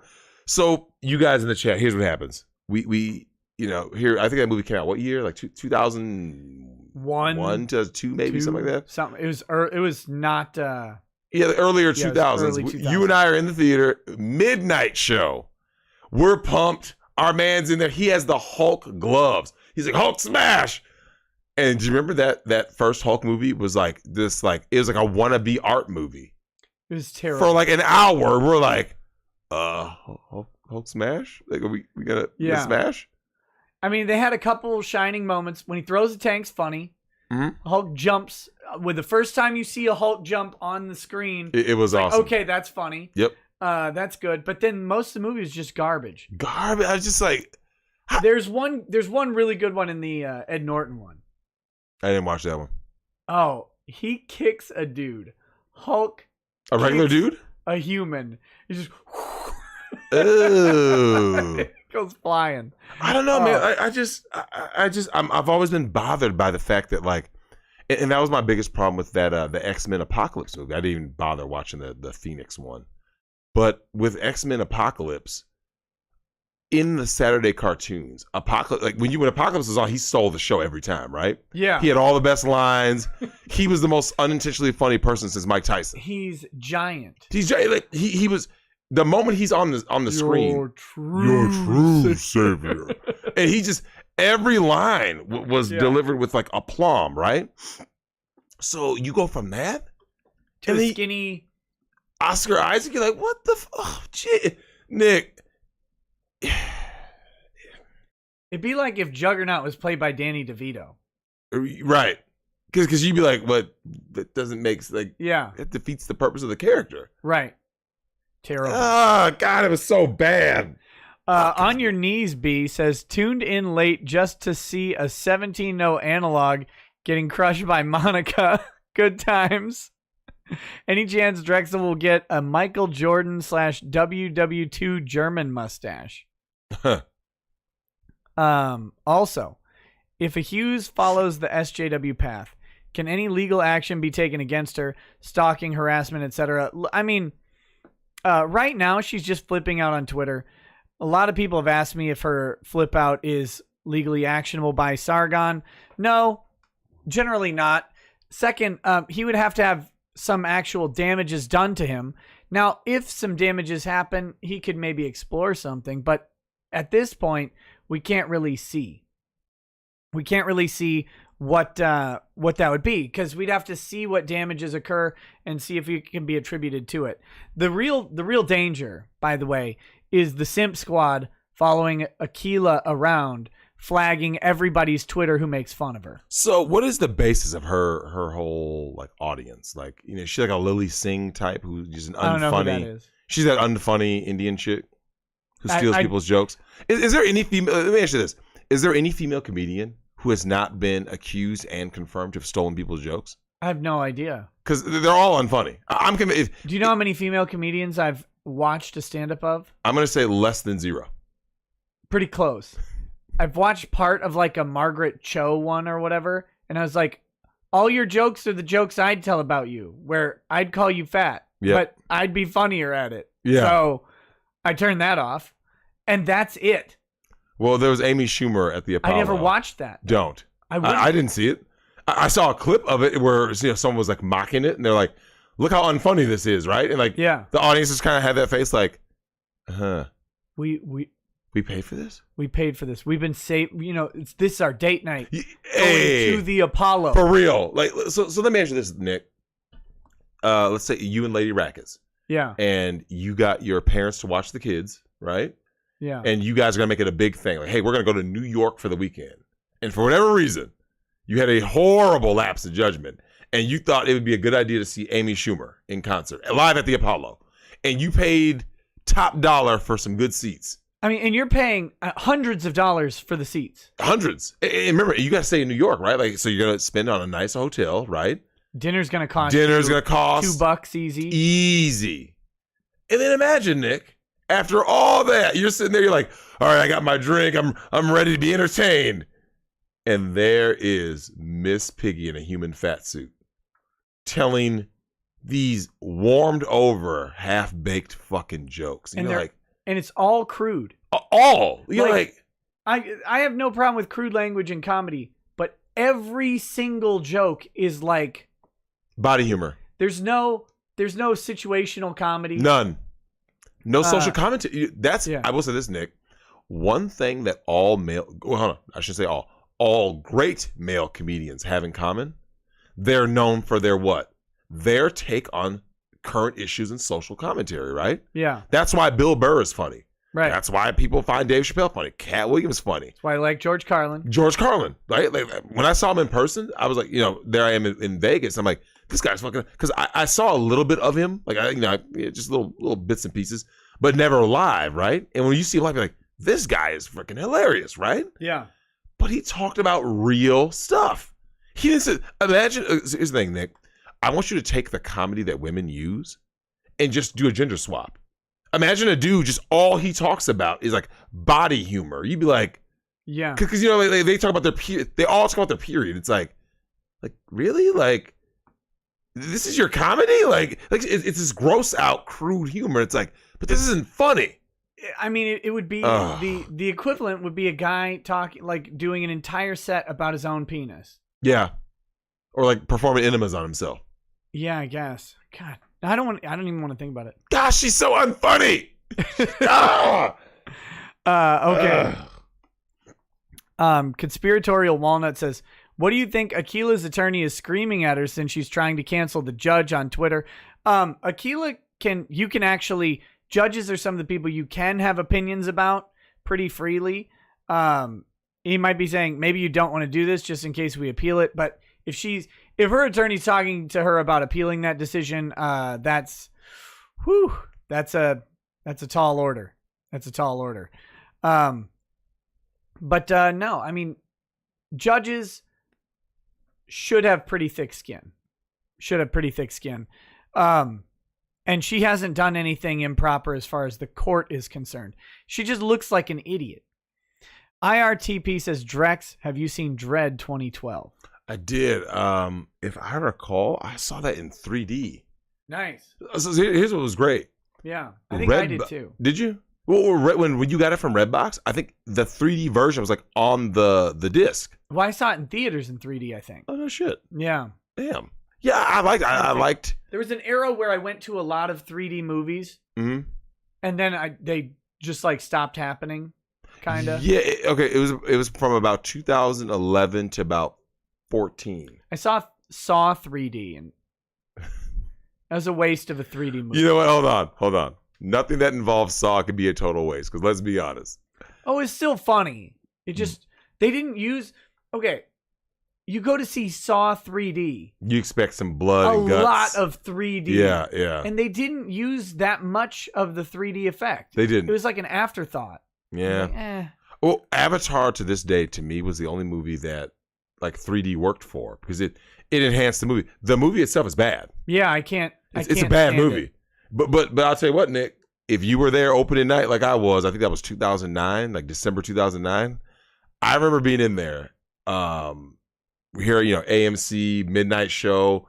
That was Cameron's first real movie since Titanic. Yeah. Yeah. All he had done was like some documentaries, right? So we're sitting there, and I'm like, okay, I'm ready to be entertained. And do you know what the scene that really got me?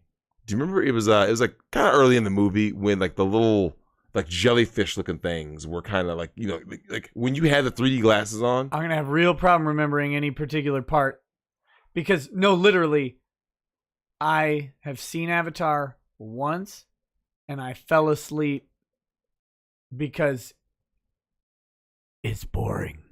I know it's bad. I mean, it's bad, but I said it was boring, which is worse than bad. In some ways. Wait, did you ever see the Disaster Artist yet? I mean, your No. parents own it. You disappoint me every time you say that. I'm going to go visit them. I'll probably see it while I'm down there. You have to, because I don't know, man. I think that so long as you are entertaining, I'm willing to. Let me ask you something, Nick. When you and this goes for the chat too, would you rather see an entertaining movie or a what could we put in it? Because obviously, if you say a bad movie, someone's like, well, I don't want to see a bad movie. But let's say would you rather have a well-made, not entertaining movie? Like, what is that movie? The Piano? The Piano? Okay. Would you rather see The Piano or a good bad movie? Like, awesomely bad movie, right? Like, yeah. Well, I'm going to pick... okay, Punisher Warzone is awesomely bad. Yeah, I'm going to pick Punisher Warzone over The Piano 11 times out of 4. I mean, Nick. Because I'll sometimes watch it twice. He shot a missile, man. He shot a missile. I mean, Nick, the music stopped. Oh my God. They don't. But think about it, Nick. When you watch these movies now, yeah, we've been like conditioned to be like this. Like, it's Oscar season. We're gonna give you this. Do you know what someone needs to do? Make that movie for Oscar season. You know what I'm talking about? Something that's 100% fan service, right? Yeah. Just balls to the wall, crazy. like I'm sure this is so Nick. Okay, Rekieta comes out during award season. Yeah, there you go. Oh God, yes. They need to do is make 2 movies. They need to make a movie that's Oscar, like all the Oscar tropes, all like serious acting and the hard drama or whatever, and then make another movie that is literally just gratuitous violence. You mean by the same person or within the same movie? And then edit them together. Just edit them together so they're like, oh my God, look at all this. Oh man, these next scenes are beautiful. They don't know what to do. That's what I need. I need an Oscar movie that's worthy of it. Last Oscar movie that was worthy of it was maybe T2. Yeah. Did that win Best Picture? No. They never win. They never win for that. That came out in 91. I can't remember what won in 91. There's 11 nominations for it, but it only won like 4. They always cheat those kinds of movies. Yeah, well, but you know though, you were saying that, but like when you and I went to go see Grindhouse, Grindhouse was great. I'm shocked at how, obviously it was a failure, right? What shocked me, and Tarantino said the same thing. He goes, "Hey man, we underestimated, or I say overestimated, people's knowledge of this genre." Yeah. Nick, people were like, "What is this?" You remember, like you know how you could watch a movie, Nick, and people are like, "I don't get it." And you're like, "Are you serious?" And then I think they really did a disservice by separating out Death Proof and Planet Terror. Planet Terror. Like when they released them later. Oh yeah. They separated them out, and it's like, no, it's just it's both of them together are the thing. Correct. And with, and all with the trailers. and the trailers. The trailer. Werewolf Women of the SS. Oh man. You know what though? I remember when you and I saw that in theaters, and our eyes lit up because we grew up on these these B movies and these bad things. Like the fake trailer, I would argue the fake trailers just in that movie alone were better than most movies. Thanksgiving is one of the funniest trailers. Thanksgiving. And remember the white meat, dark meat, all will be carved. That voice. The voice, right? Like, it doesn't matter what it said. It was funny. Everything. And it was where was like the place they were in, right? Was it Pilgrim, Massachusetts or something? Yeah. And Plymouth. Yeah, that's right. Yeah. So do you remember when they Death has come to Plymouth. Death has come to Plymouth. Do you remember when the girls on the trampoline? Yeah. The knife comes up. It's just like everything about it was funny. Yeah, I mean, they just you look at trailers now, and Nick, don't remember. Oh yeah, don't. If you think you should look under the stairs, don't. Oh man, I'm saying I miss that shit. Like, yeah, there was a time when like, it's kind of sad that like some of these movies don't do as well because let's face it, Nick, some of them are garbage though. Like, did you see Hobo with a Shotgun? That was terrible. That was bad. It was actually not that. I mean, it wasn't. I didn't like anything about it. Me either. The trailer was decent. Yeah, decent trailer. The movie was so bad. Didn't do it for me. Yeah, it was, God, that movie was bad. But when we saw the trailer for Machete, that was just one of those trailers, Nick. That just, I mean, it was God tier. My man comes on a motorcycle, Nick, with a minigun. With a minigun. I mean, it just, you can't. Oh God, man, it just. But now look at what we get from movies now, right? Yeah, it's just fucking garbage. Oh. Why hasn't Eli Roth made Thanksgiving? You know what? That is a good question. I mean, a lot of those movies got made, but Thanksgiving didn't, and Werewolf Women of the SS didn't. Although there's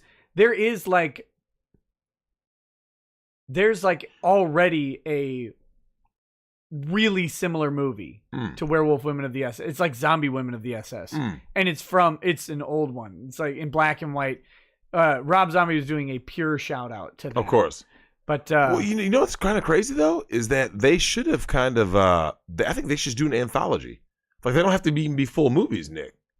You see what I'm saying? Like yeah. make an anthology movie where like make them 30 minutes. 30 minutes, like 30, 40 minutes, and just be like, all right, here's my movie. Start, boom, get in your scares or get in your laughs, whatever, and then like, bam, that's it. They used to do that more. You had Tales from the Hood. Yep. Tales from the Dark Side. VHS did it. VHS and VHS 2, those were okay. I wanted to see it, didn't get a chance to. ABCs of Death was less good. Yeah, I didn't hear about that one. Sounds bad. It was 26 titles. One started each of the. They were really short. Some of them were really short. Some of them were longer, and some of them. But it was too much bad in with the good. But VHS was okay. I liked that. Yeah, I don't know. Let's see. I've got Richmeister 84 says, "You guys seen The Punisher Dirty Laundry? It's a 10-minute short film with Thomas Jane, and I remember it being awesome. You and Drex should do a react watch. Also, is the Ghetto Gagger Drex's superhero or supervillain name?" Well, speaking of which, we gotta get those guys on, man. God. Hey, am I lagging? Hold on. Can't tell if I'm lagging or not. Yeah, I am a little bit. Oh, get over it. Yeah.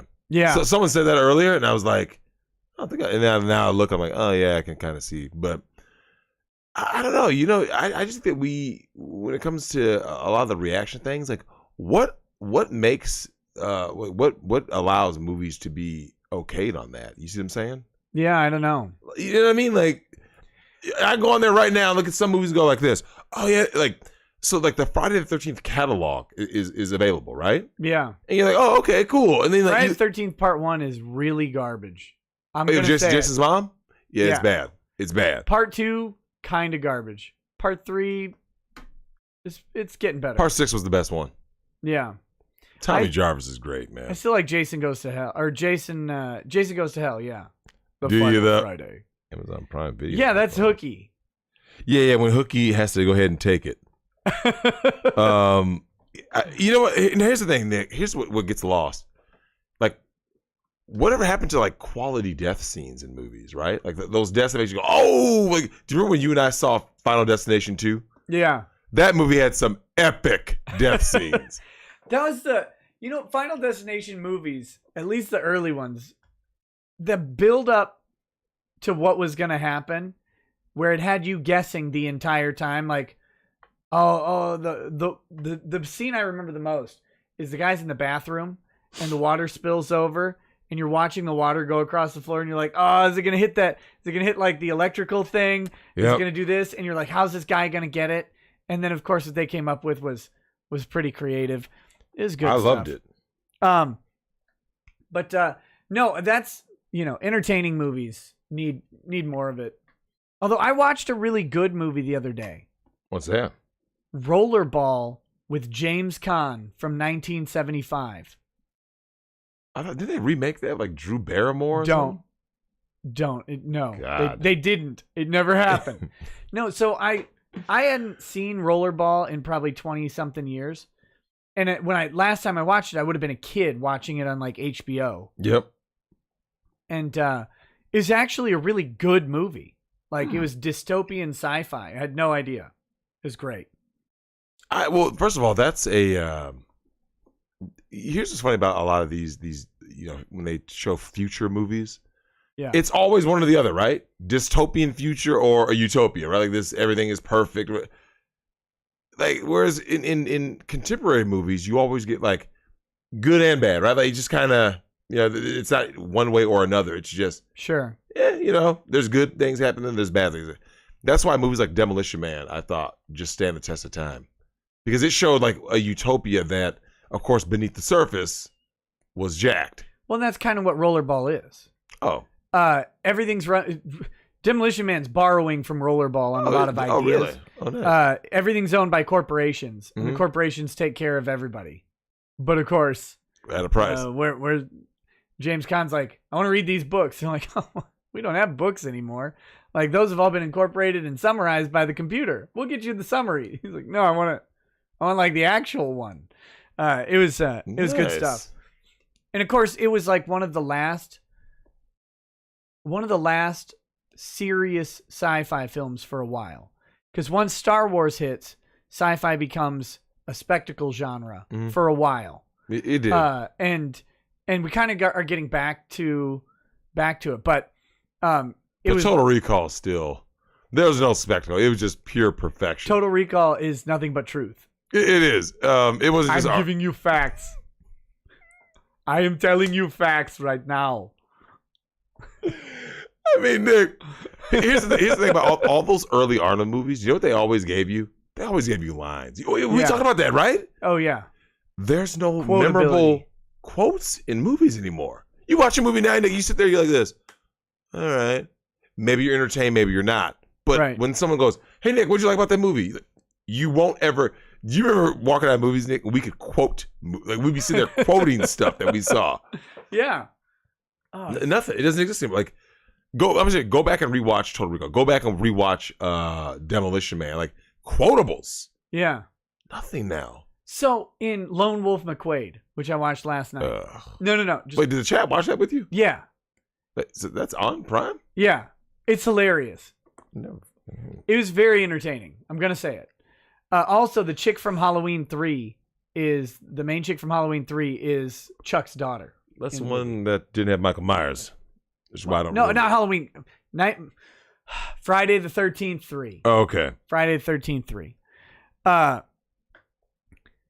black FBI agent is What's this movie called? It's Lone Wolf McQuaid. There it is. Drexel, the black FBI agent 1983? Yeah, he shows up at some point in the movie, and Chuck's like, "Oh, I didn't think you'd be here," and he says, "I'm not just a token N-word."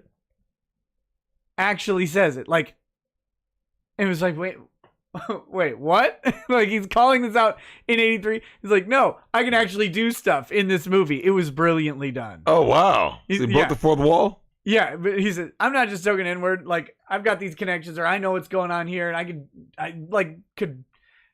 he had a bunch of guns or something. I don't know. It was great.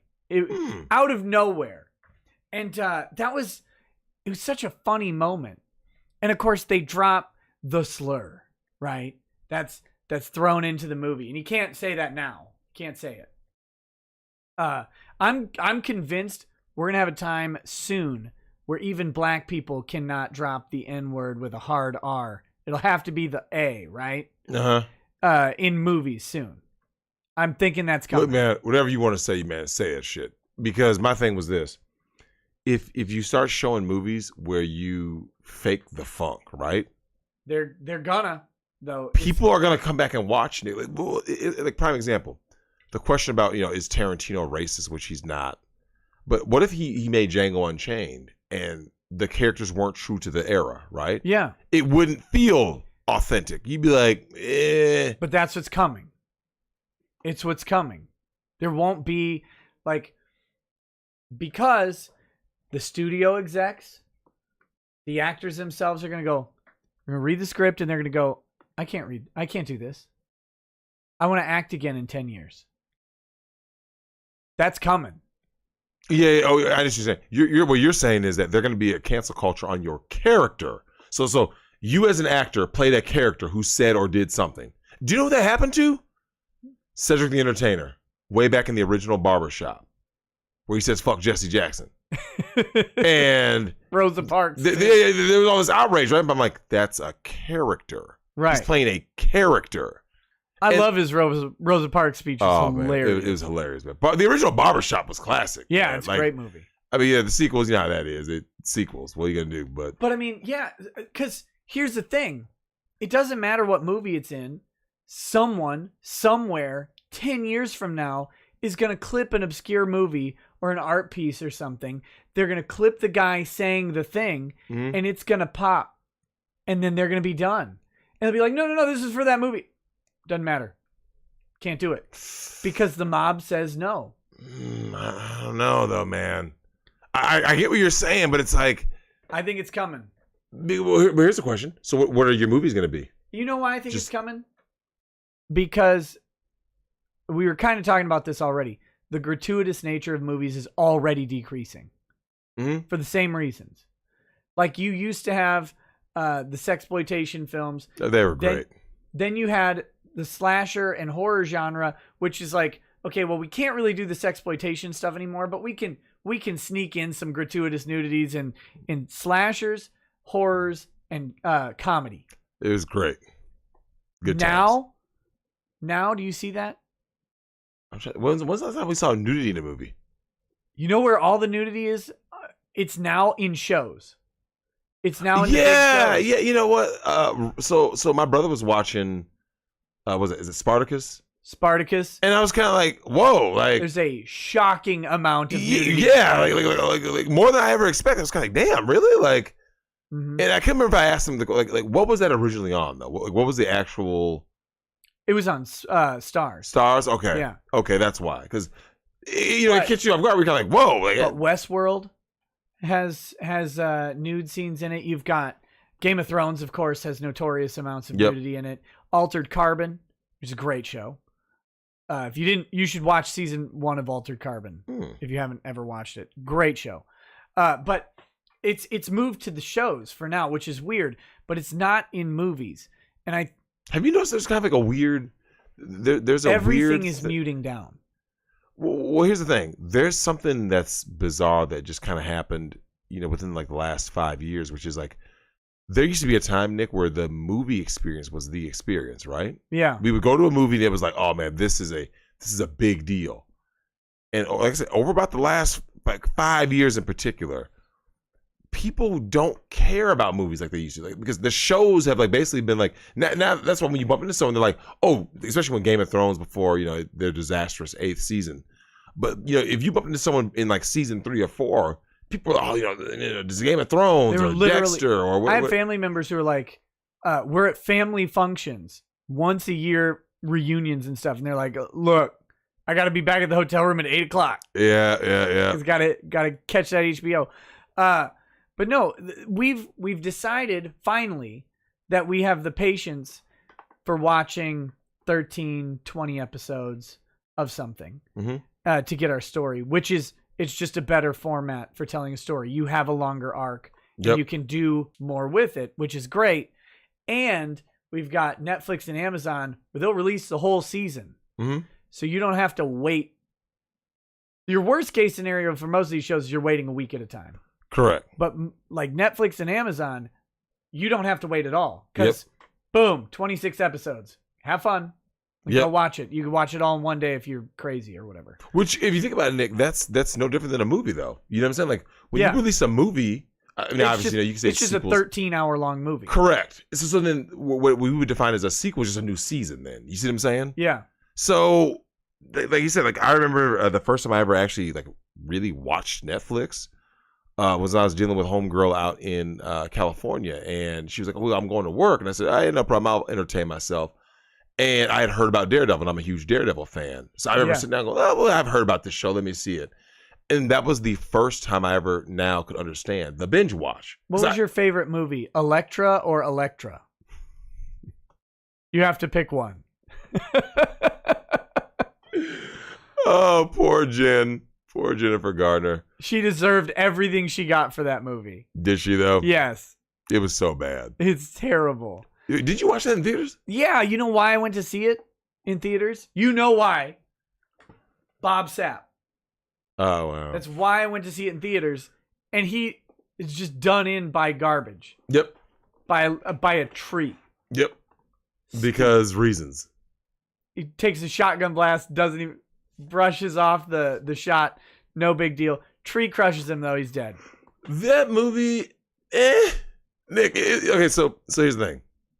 Daredevil was meh, but Elektra made you really go like, what are you guys doing? Elektra was terrible. It was so bad. It was like, well, you know what the problem is? Jennifer Gardner is devoid of charisma is the major issue. Yeah. She doesn't command the screen. No. She's just like there. And you're like Kristen Stewart. Yeah. I didn't remember who that was. Like, oh, yeah. Just put a cardboard cutout of them on the screen. It's the same thing. Okay, so here's my question, though. Now, when it comes to, all of these elites, Hollywood elites in the pedo rings and all that stuff, what did Kristen Stewart's deal with the devil look like? She can't act her way out of a paper fucking bag with scissors in hand, right? Yeah. She's horrible. And yet she gets roles. You don't want to know. Like, Nick, I kid you not, the first time I ever, because I didn't see Panic Room when it came out. She'd be 8 brandies deep before she even started to talk about it. You'd see those tears coming. You'd be like, oh, we're finally going to get the story. Oh, God. What? How did I get here? It'd be awful. Here's my thing with Kristen Stewart, though. So I'm assuming she took acting classes, right? But where? Why would you take acting classes? I don't believe in acting classes. I don't think you need them. Like, I just think that you got to have it or you don't, right? Like, yeah, I know people who take voice acting classes, and I'm like, don't. Just don't. Just stop. Wait, speaking of acting classes, you spend what do you think about Amber Heard and her bad acting on the stand? I'm not watching that case.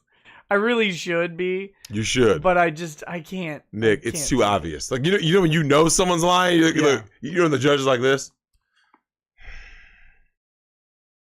Yeah. You're lying. Yeah.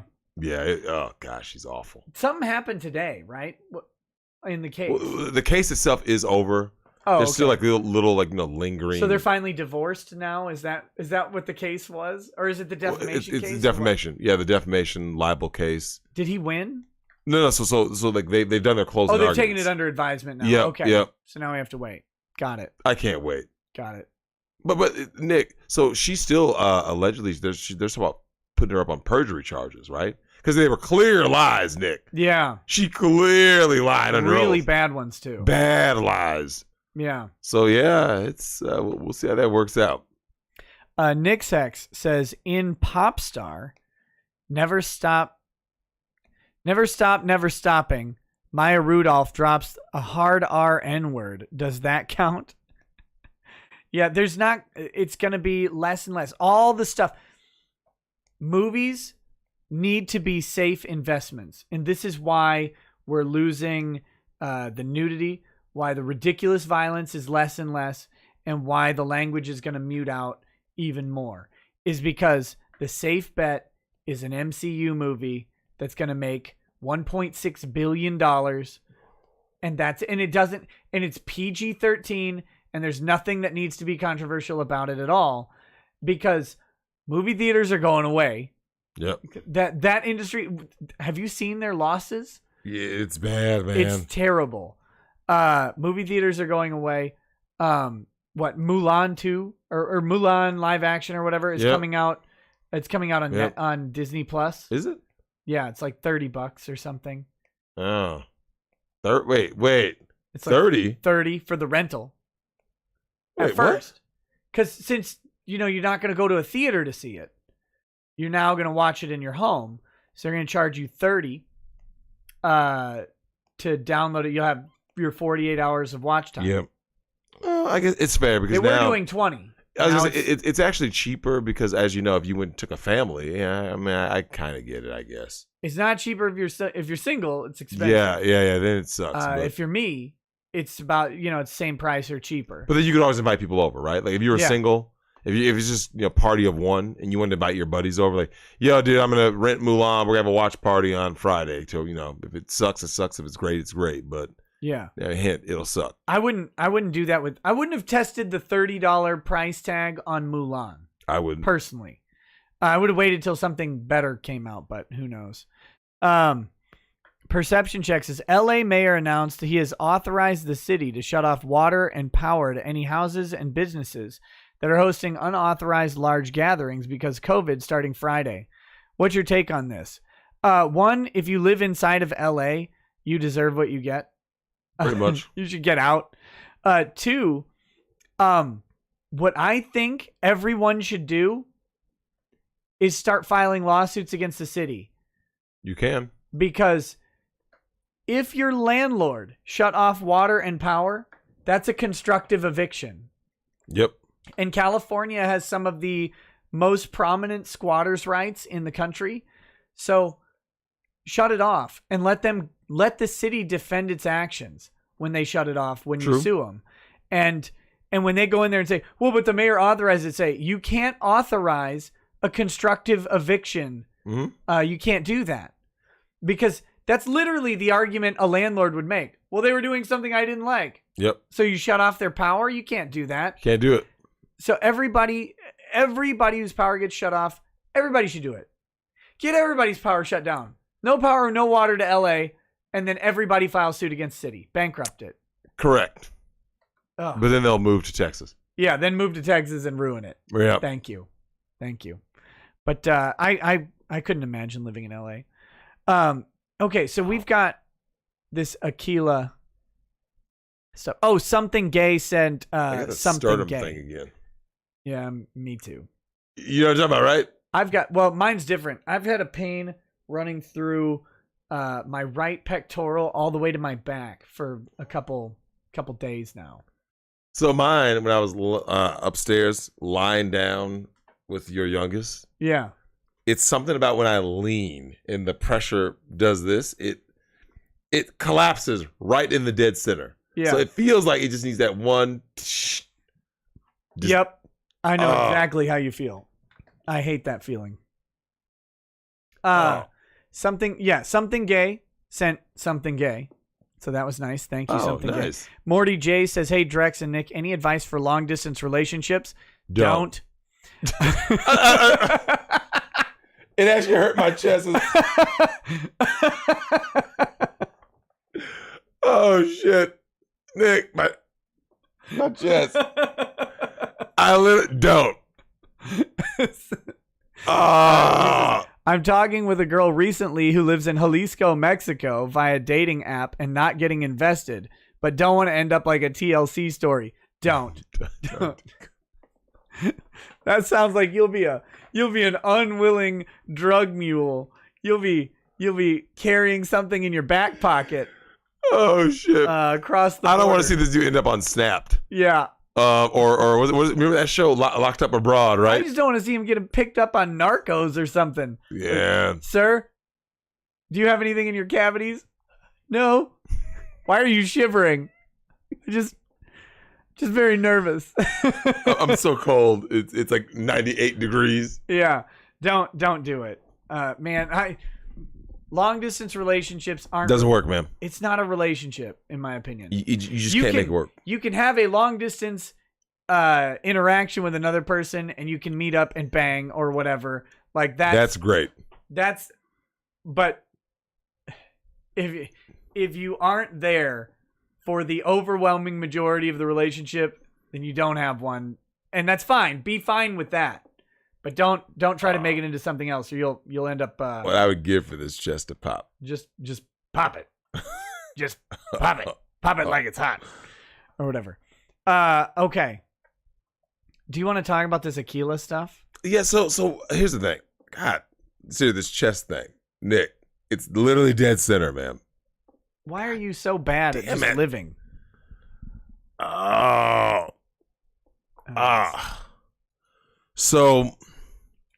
So this chick went after Sargon, right? Yeah. So what was the actual monetary settlement then? Well, so she was going after him for copyright infringement and would have to prove damages, which is a terrible plan if you haven't registered your copyright, because she probably didn't really make any money on that video anyway. And I don't think Sargon made any more than, he might have made a couple $100. I don't know how many views it got. Theoretically, he could make up to like 10 grand on the video or something. True. But your attorney fees on a copyright claim in federal court are going to be way higher than 10 G's. Correct. So I don't know what she was planning, but she was using this to punish Sargon. That was the problem. So shouldn't she have just been like, "Hey, would you mind dropping it?" I swear. Well, to she God. sued him. Oh. She sued him. That's what I'm saying. Like, shouldn't she just rather than doing that? The judge basically said at one point early on, he basically said, "You should probably drop this because you're probably not gonna win." No, but that's what I'm saying. She should have just been like this. Hey, would you mind taking down whatever that is, right? Like, yeah, but he would have said no. Well, because he didn't do anything wrong. Even then, if you're mad about it, Nick, then just be butthurt, like you said. Lawyer fees, as you know, you're in court, Nick. Those fees pile up quick.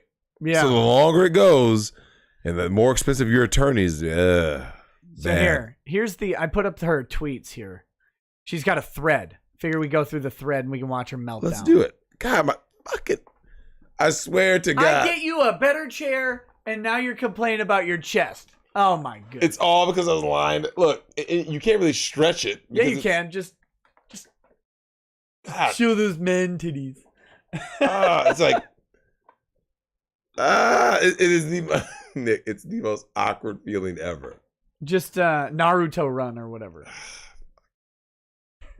Go ahead. She says, "Hey, if you follow me on Twitter, you may notice that I'm being harassed by a bunch of white men today. Yep.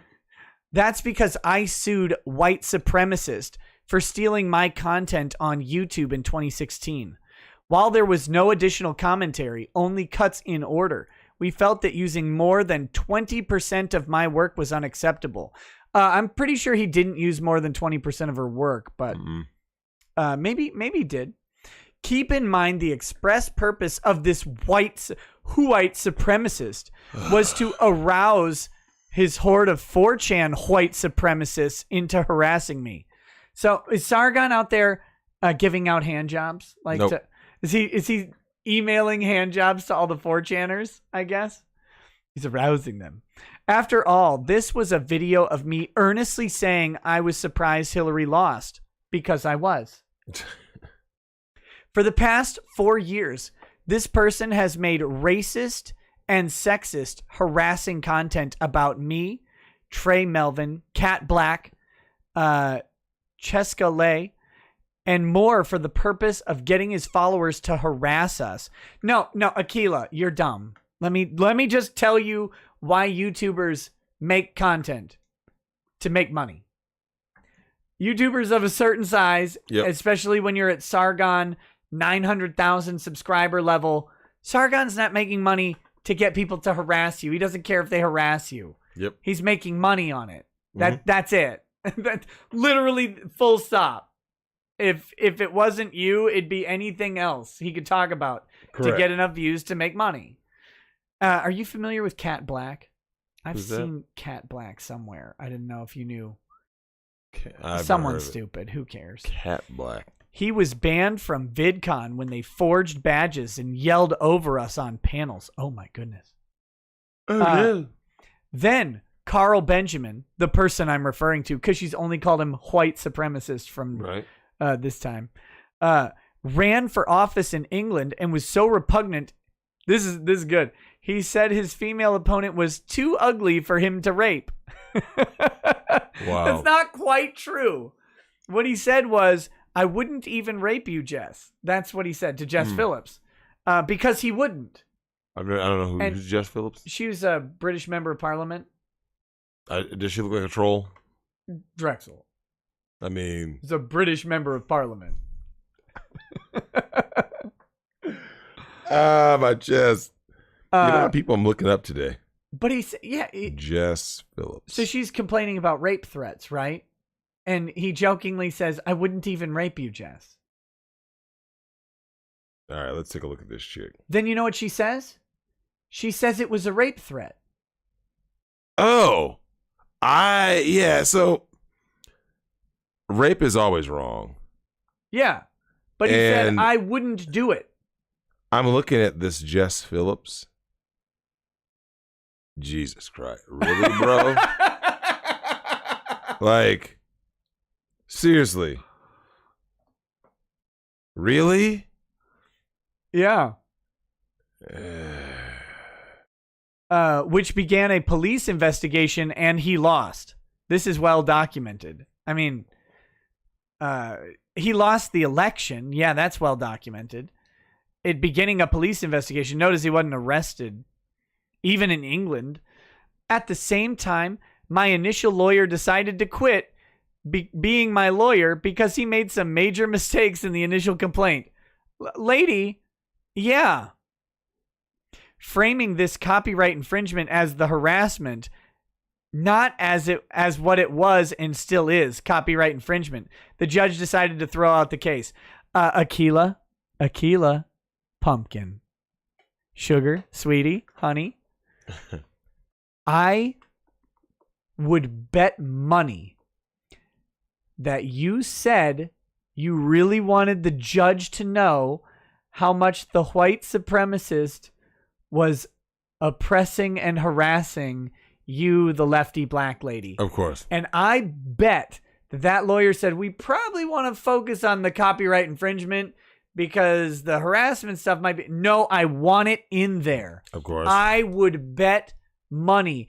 If he didn't, well, why don't you file a malpractice claim against him? That would be maybe a claim. I think because I bet he's got letters to you saying that this isn't the course of action he recommended. Of course. Okay, anyway, this happened in February. Then in March, the very same white supremacist decided to countersue for legal fees because I responded to one of these little boys harassing me, calling him a racist. No. Now it's a little boy. He's filed for legal fees because you cost him $40,000. And if you cost someone $40,000 with a frivolous lawsuit, they have a right to ask the court to say, hey, this is frivolous. Can I have my money back? Correct. That's what happened. And the court agreed with him. He claimed my case was therefore never about copyright infringement. And the judge agreed. So today I found out that because I responded to a racist on Twitter, Here we go. I am expected to pay this man, who is incredibly racist. Are you noticing a theme? Like I said, who is this chick though? Like Akilah Hughes. I mean, yeah, she said that, but like, who is she? Like, She has a show on Comedy Central. I don't know. Do I look like I'm in her target demo? Like, am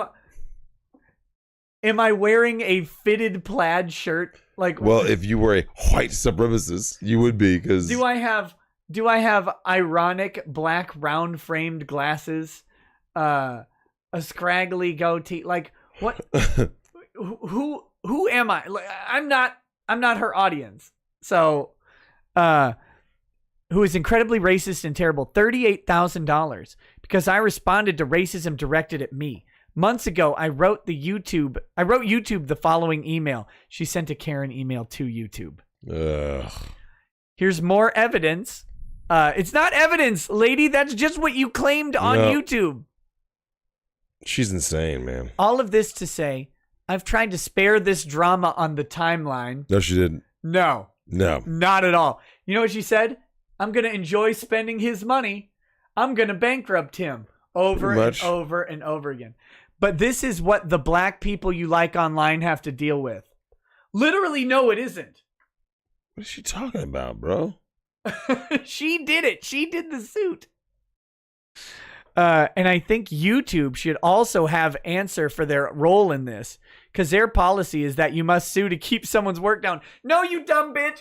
It's not their policy. That's the law. That's the Digital Millennium Copyright Act.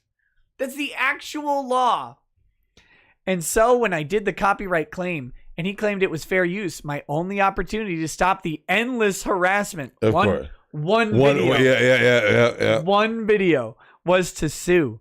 Look at this email he sent me when I DMCA'd him. Here are the first emails that became harassment.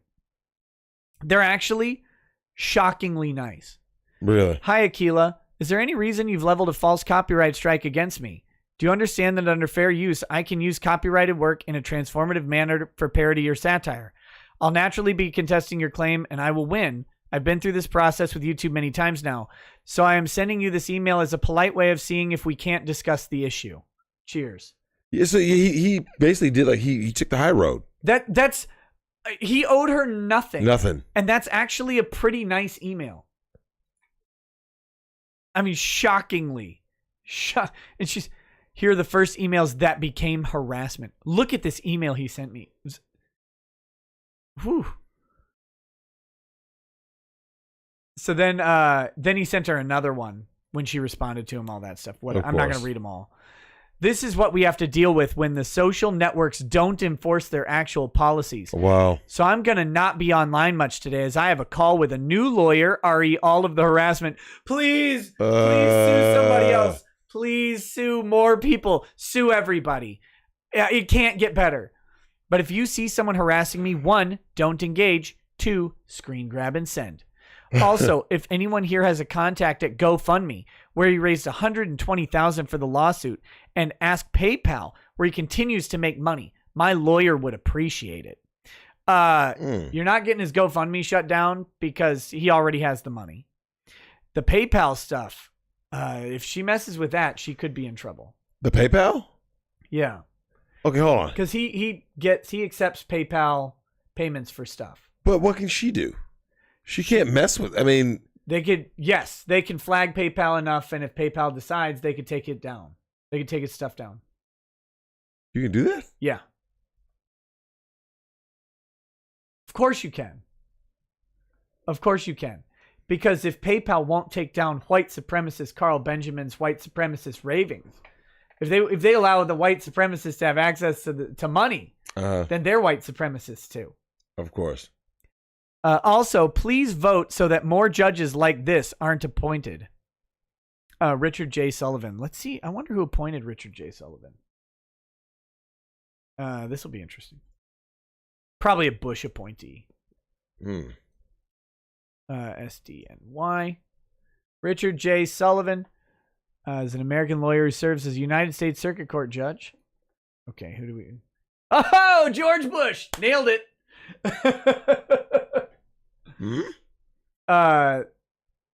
That's when he... Yeah. Oh, he's now on the appeals court. Who? Richard Sullivan. Oh, okay. This is Richard J. Sullivan guy. Okay. So, good job. Good job. But yeah, this is her meltdown. And of course, if we actually go look into this stuff, oh, it was in the thing. If I would have clicked on it, damn it, I had no idea. You messed up. If you have some of this, you'll. What the actual fuck? Is there anything we can do to help beyond screen grabbing harassment? Can we help financially? I'm so sorry, Akilah. No one deserves this, and you certainly shouldn't be having to deal with it. Wow. I'm sorry you have to deal with this. Who's Tessa Violet?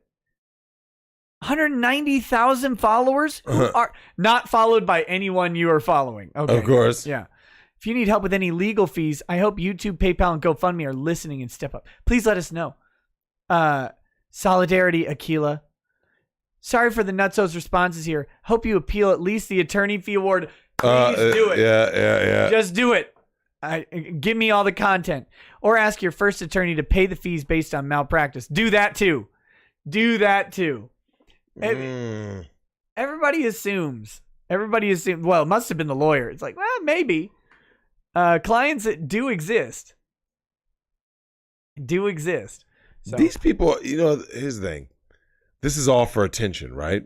Oh, yeah. It's clearly that's all it is, right? It's one big virtual signal for attention. It's like, you and I both know, Nick, her mind and stance could change tomorrow, right?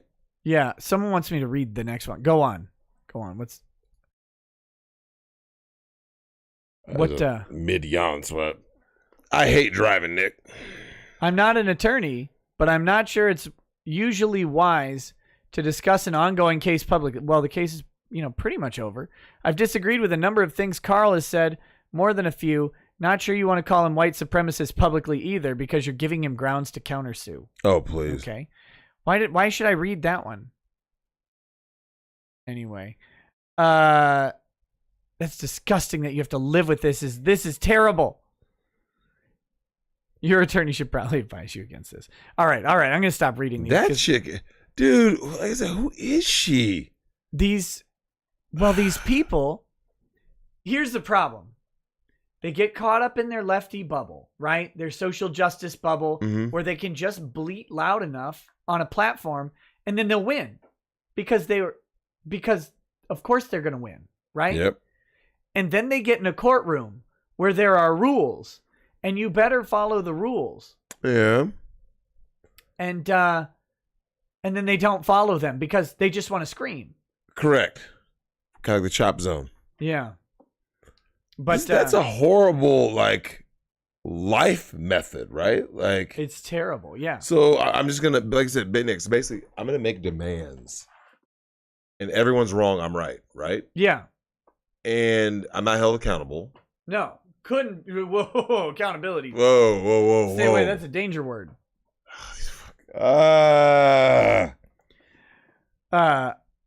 All right, let's do the chats. We should probably do the chats and kind of wind down. Let's do it. I want to tell everybody here, I have a 10 a.m. Central Time show tomorrow.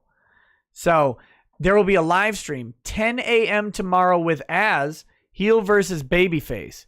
We'll be doing a painting stream, hanging out, telling jokes, laughing. We'll probably be making fun of Akilah.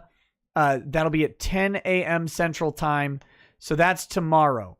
And then as far as the evening the nighttime show, we'll have to talk about what that's going to be and see what that's all kinds of. Oh, when I say tomorrow, I mean Thursday. Oh, yeah. It's Thursday, right. 10 a.m. Central Time. 10 a.m. Central Time on this channel right here. So, indeed. So come hang out if you want. Have fun. And we will have a good show there. So that's the announcement. I should have announced that earlier too, but here we are. All right. We're going to do super chats and we're going to wrap up the the show. Socialism is for figs, says Nick. Is it against the law for LA mayor to cut water and gas from homes with large gatherings? He just announced he will do this. I don't think it's against the law for him to do it, but it may open the city to civil liability, and I would think that everybody should sue because that'd be funny. And things should always be funny. All right, Anonymous says, you've previously mentioned that police aren't allowed to focus on specific crime-heavy areas. They're basically required to patrol their areas equally. Can you name the law for that one more time? I need to win an argument. It's not a law.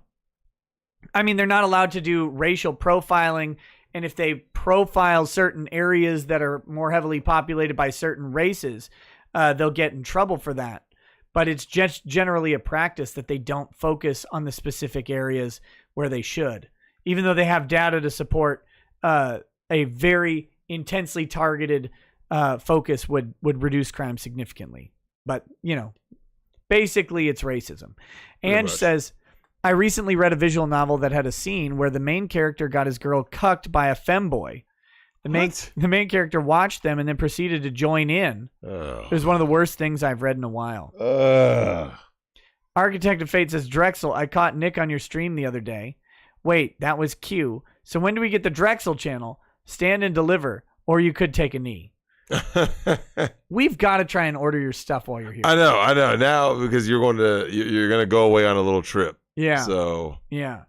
Chengiz Khan says, sorry, Drexel, but your porn stash still needs to get on Peacock's level. Now, how much money do we pay to have Nick kneel on you? Oh, my God. You know what, Nick? I would rather the fat chick. Well, no, I'd rather the knee. I thought about the fat chick, and then I thought about my life, my future. Oh, damn it. So what are you talking about? What are you talking about? I hope I didn't have this thing muted. You might have. God.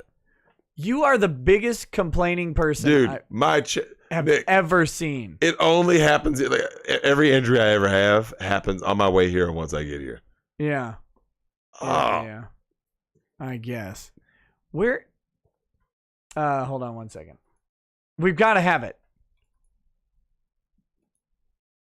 It's like I keep thinking it's going to pop, but it doesn't. Here we go. Oh, Jesus. God, why is this so giant? I mean the video window. That's what I'm talking about. Here we go. Wait, I don't have they haven't heard any of the audio, I bet. Wait, what? I had the wrong audio setting on. Here we go. Let's do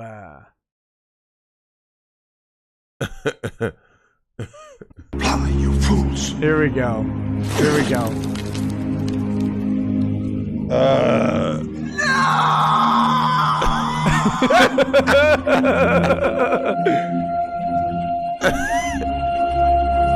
Oh my God. That dude is big, man. Oh no.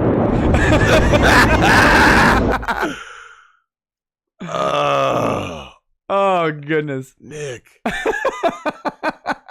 That explosion. Oh my goodness. That chick is so big. It's like, of course you got to show an actual bomb explode. Yeah. Because God, man. Chengiz Khan says, I'd like to change my previous request. How much money do we pay a fat white chick to sit on Drex's face? Tess Not on Holiday says, dead ass, Oprah is surviving the Epstein documents because leftists on Twitter are calling everybody who dares to call out Oprah racist white supremacists. No one is safe from being canceled except for fat chicks. Ellen's problem only is that she's skinny. Yeah, it helps to be a fat trans Muslim trans. Did you see there were some SJWs complaining that Trump wasn't on the flight logs for Epstein Island? Oh. Yeah. Clinton was. Yeah. But they're pissed that Trump wasn't. Yeah. Yeah. It's, dude. Well, you know, Nick, that kind of goes back to what I've said. Like, everything is about a narrative, right? Yeah. So when something doesn't fit, like if someone says, this guy is so bad that I know he's going to be this. And then when they don't fit into your box, they're kind of like, They have to try to change the narrative until you basically fit as their villain. Yeah. It's a sick mentality, man. These Hands says, that video was amazing. I think the Minneapolis PD has their knee on my neck because I can't breathe. Pie Baker says, if a threesome is sex involving 3 people and a twosome is sex involving 2, what does handsome mean? And why does Lady Rackets keep calling Rackets that? Nice. Thank you. Mercenary X says, social credit score will never happen, not so long as there are people who are going to sue for defamation.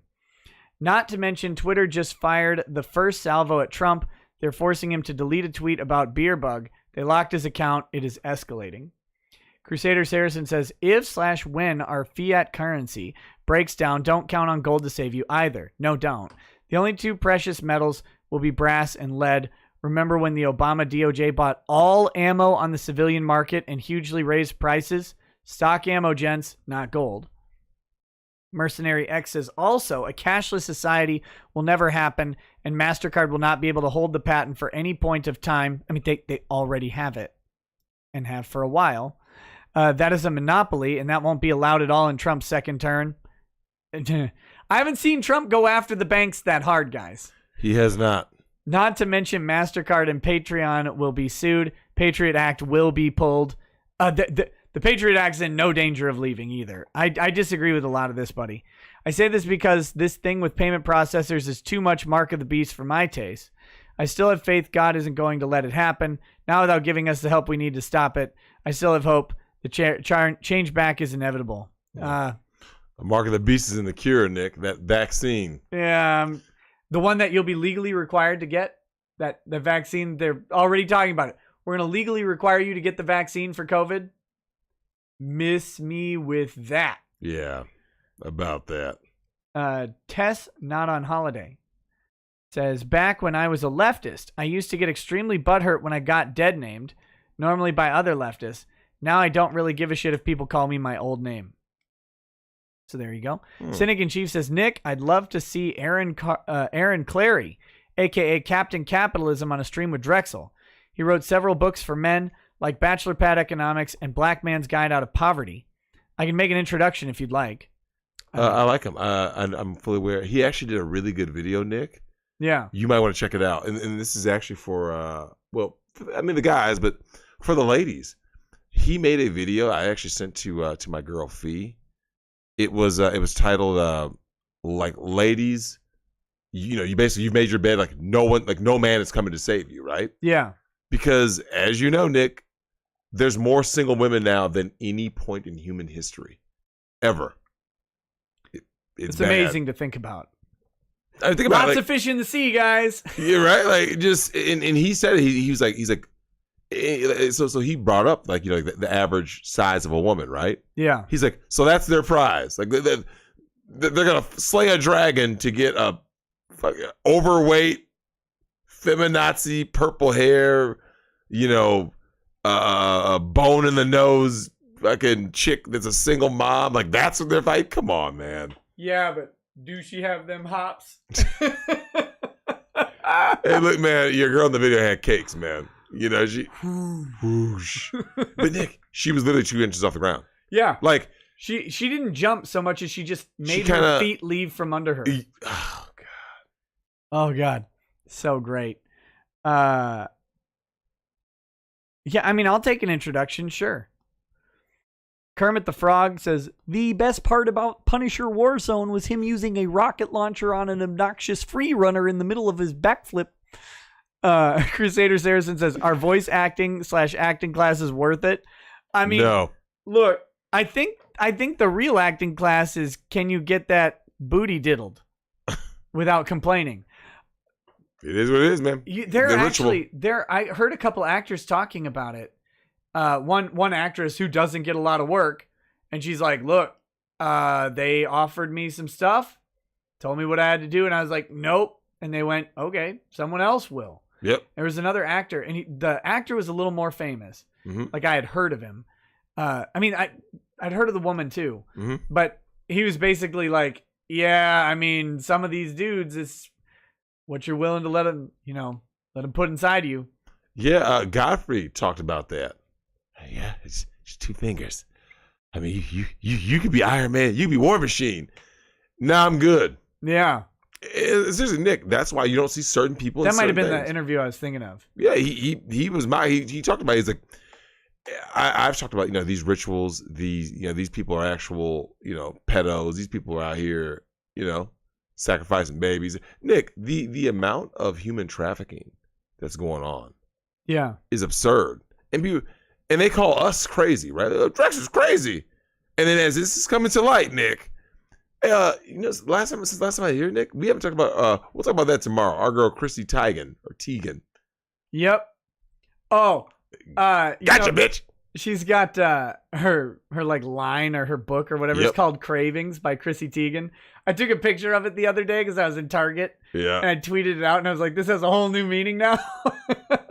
Dude, Nick, eating that pedo cake. The amount of projection when they're always virtue signaling and stuff, and they go hard on other people. I'm like, usually what I've always said, Nick, that's the person. Whoever is sitting there and they're just a little too extra, right? Yeah. And if someone is extra against anything, do you know who you see this with? You see with politicians who are like very anti-gay, right? Yeah. You notice that, right? And then they're in that airport bathroom. Toe tapping. You're like, oh, toe taps, run the fingers along. Oh man, are you a friend? I will be. Malachi Gaming says, Drew. Oh, I think he means Drex. Who's a worse wife, Lois Griffin or Skylar White from Breaking Bad? Ooh, I never saw Breaking Bad, so I wouldn't know. Lois is actually pretty solid. Lois is a good wife. Yeah, pretty solid. I haven't Unless seen Breaking Bad. Kiss is around. Hey, loose Lois. Oh man. Poor Peter. Mario Kart 13 says Sargon's reparations will be reduced to 1/4. Fluffy Tet says R.E. Beirut. I think these gender reveal parties are getting a little out of hand. Wow. Mr. Leon, affirmative action just passed Senate in California. Well, good luck. Brian Taran says Drex looks Cuban. Oh. Do I? I guess. Mr. Leon says, why does Drex look like he works for Mad TV? Is it the hat blending in with the background? Maybe that's what it is. Maybe. Or no, it's your mustache. It's the mustache. I forgot. Is it? Yeah. Angry Baneling says, Drexel, your stash is better than Nick's stash. Shave it. No. It is pretty great, man. Vine the Cold One says, I don't want to live on this planet anymore. TLJ Screwjob says, wow, Drex, going to start selling Hanes like Michael Jordan. Jillian Seed says, Drex, enjoyed Portland. Thanks for the food truck recommendation. Hey, Nick, you and Lady Rackets, once the craziness stops, you guys got to get there, man. I don't think I can go to Portland. Oh. I think I'm disallowed. I'm just kidding. The food truck. I went by the food truck, the Mexican food truck here in town. Mm-hmm. Their steak tacos were shit. Oh. Their pork tacos were garbage, but their chicken tacos were phenomenal. Really? Yeah, fantastically good. Well, I mean, I don't eat chicken. Yeah. So, I mean, I'm good. But I got one of each just to see, like, oh, okay, try each one out. The chicken ones were really, really good. The Atomisk says, can we get a something Drexual t-shirt? That sounds good. DZV Titan says, you just watched a guy get some ribs busted. Yeah. Yeah. Ulthane says, we can't get him on the show, Drex, but maybe we can get his next of kin. Oh, the guy who got crushed. Yeah, that dude. Fuck, man. Fluffy Ted says, can someone edit this with a Mario thwomp sound effect, please? Sarayo says, if that guy lived from being crushed, he is a legend. Rhinosaurus Rex says, what's Drexel's thought on the cake fart fetish? What? Excuse me, I'm sorry, what? I don't know what that is, and I don't. Fart fetish? So what, they eat cake and fart? Is that I'm assuming that's... I don't know. Or do you put cake on the booty? Listen, don't. And start... You need to stop right now. You need to not say another word about this. I mean, do you let it pucker like with cake? I mean, they fart on a cake? Oh. Is that it? Is that just the norm? Like, that's kind of normie. That's normie gross. They fart on iced cakes. Okay, farting on... you put the cake on the booty and fart on it. Is that what it says? Yeah. Oh, see? Yeah, it was I mean, I sort of don't close. know. There's worse things, I think. I think there's worse things they could do with the same cake, in all honesty. Right? They could take the cake to the grocery store, if you know what I mean. Oh, see? Why you... Weirdo with a cello says, with their microphones muted, we'll laugh at these boomers. Thank you. Michael Mason says, no joke, Adriana Cheklik studied biochemistry at Drexel University for at least a semester. P.S. If you haven't tried mellow corn whiskey. Yeah, she is from Pennsylvania or that area. Or I'm going to say, yeah. She studied biochem at Drexel U. Hey, look, man, she's Drexel Dragons. Andrew War Snowboard says, where did you find this footage of Jamie Markey? Oh, ouch. Theodore Avdresk. Thank you. I pronounced that wrong, I'm sure. Phoenix Orem says, check your DMs, you boomer. No one important says, I have a smother fetish. I'm into some big old biddies. Damn. That's a better smother to me. Right? Yeah, that makes more sense because the weight is not sitting on you. You know what I'm saying? Like the weight is not collapsing on you like a black hole falling in on itself, sending off a supernova wave of devastation. She's so big. She's so big. Edward Riffman says, hey, Drex. So 2 things have happened She's recently. streaming on Twitch? She's okay. Not doing, you can't be naked on Twitch, so who knows? Oh. Who knows what she's streaming? Milk and Simps. Doesn't matter. You guys will watch her play video games or whatever. So 2 things have happened recently. Tell me if they're related. I met a remotely hot chick on Tinder who wanted me to make her fat. What? I ended up having to block her number. Lol. Oh. So are those 2 things? Tell me if they're related. I say no. I hope not. Right? Like, I guess. Part 2. Oh, here's part 2. Oh, She's sorry. It was separated out. The following week, I bought a sex doll, and I'm basically going full MGTOW. I've literally reached the point where I can no longer deal with the hookup culture on these apps. Gotta love it. Lol. yeah, Nick. I've told you this on your show numerous times, but that's all that's out there. Like, that's basically it. The sex doll? No, the hookup culture. The sex doll. Climb BMX, thank you for the donation. Gelth Walker says, Nick, we gotta die of something. Let me pick my poison and my time and my choice, Nick. And Drex, hey, bud, should see the stupidity going on over here at the moment in Australia. Oh, They locked it back. They locked the whole country down. They're so cucked, man. Midnight Aristocrat says, if Ron and Monica have sexy time like that, it would explain why Ron is mentally inept. Meximan and Cheese says, Drex, please say bing, bing, wahoo, yippee, here we go. Bing, bing, wahoo, yippee, here we go. There you go. What is that from? I don't know. Chris French says, I work for a major grocery chain, and I burn about 3,000 to 3,500 calories a day. I don't consume that much food a day. We've been really busy. I believe you.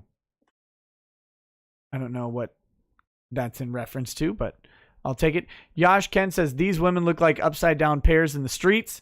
They weigh twice as much as me, and I'm fat. Karn says, man. Can you summarize the general issue with Parler? Well, they're billing themselves as free speech, but not being free speech. And that's just don't lie. Just put a list of stuff that's unacceptable. Just do that. If Twitter just did that, it'd be fine. If Twitter doesn't want the N-word on the platform, just don't allow it. Like, don't actually let the software display it. Yeah, just have the algorithm so you bit like an auto delete. Yeah. Like Twitch, there was a thing where there was a while where you had to moderate your Twitch chat to prevent people from saying bad things. It's like, wait, if you don't want them to say certain words, just don't allow them to be displayed on the program. You can do it. True. Simple answer. Well, that makes the most sense. Like you're not banning something. You're basically just saying we're not going to allow this. And like I said, it autocorrects, right? Like it's an autocorrect. Yeah. Satchel78 says, you think the trans movement is marketing from Big Pharma? Bruce Jenner, Bruce? Maybe. Automata says, I did hear that Switch in the Matrix was initially to have a male real space body and a female RSI. but the studio didn't go for that. Not like this. Not like I love this. that. Yeah, that was a classic line. Dr. Teeth, thank you for the donation. Sabita from Uruguay says, Nick, would you sing Country Roads in Lemoyne voice? No. Dr. Teeth says, I boomered the last super chat. Derp, I saw Ghislaine Maxwell on the front of a tabloid today while at Kroger. She looks like Alec Baldwin in drag. Mike Testa says, hey, Drex, that cruddy Battletoads is on August 20th. Oh, right. We're going to play new Battletoads? The new cell Cal shit. Arts Yeah. one. Oh, Jesus. Couple more. Sorayo says, Nick and Lemoyne voice sing I'm Walking on Sunshine while watching the BBW sit on that guy. No. Love the show and great to see Drex return. Matt K says, if you like the Muppets, you should check out the Happy Time Murders. At least watch the trailer. Ignore the fact that Melissa McCarthy's in it. That looked funny. I do want to see it. It did. Prod Sonic Anime 121 says, Drex, what about Mortal Kombat? Is that considered quality killing? You mean the game? I don't know. The movies didn't have any quality killing. Yeah, the movies are PG-13, so the games, they were cartoonish, but still, I guess, quality. Automata says, one thing you notice with comics like Greg Giraldo, Rip, is that what he really enjoyed was forcing audiences to confront truth through his humor. Yeah, that's good comedy. Mario Carter 13 says, what's funnier than my cooch? How I walk afterwards. Wow. Dominic P says, hey, Drex, have you seen The Room? It's awesomely bad. The Room. Disaster Artist original. Well, yeah, the real Room, because there's a couple of movies called The Room. Yeah, but they're talking about the Tommy Wiseau Room. Yeah. The Room. So I only saw bits and pieces, but I'm aware of The Room. So Disaster Artist I saw. So Nick, we need to find The Room. Yeah. Watch it. Mike Testa, Drex Battletoads disappointment on the 20th. Revwell Arvita says, good hentai with plot or bad hentai with lots of action. Wow. Paul's Monkey says, have you guys seen Shoot 'em Up? Great action movie and one of the best Bugs Bunny cartoons ever. I remember that movie. I didn't watch it. I don't remember. I just remember seeing it. Gogger's Death Rattle says, my brother-in-law and his buddy Jay are literally the guys who made Hobo with a Shotgun. Yes, really? Oh, wow. Oh. I mean, still wasn't any good. Yeah, I wasn't a big fan. Yep. I was excited for it, but tell him I still love him though. And I'm glad that they made it. Mike Tesla says ABC's only had a few success tales like Hardly YT. Steve Shitty says Hobo with Shotgun was amazing. You're trash. Mario Kart 13 says it's long distance when you kick her to the curb. It can be, man. Angry Baneling says Drexel, are you able to breathe? Breathe, man. Internet comment says Nick and Drex, oh ye of little faith. I was long distance with my now wife. 90% of our relationship before marriage. Different countries, different continents. Difficult but achievable if the love is real. Yeah. The general rule is don't. There's True. always an exception, but don't. Brian Nateran says Joan Rivers was funny. She was always a don't. Although some people did. Silva says Kindergarten Cop got canceled. What? Yeah, Kindergarten Cop got taken out of a theater because it was pro cop in like Portland or something.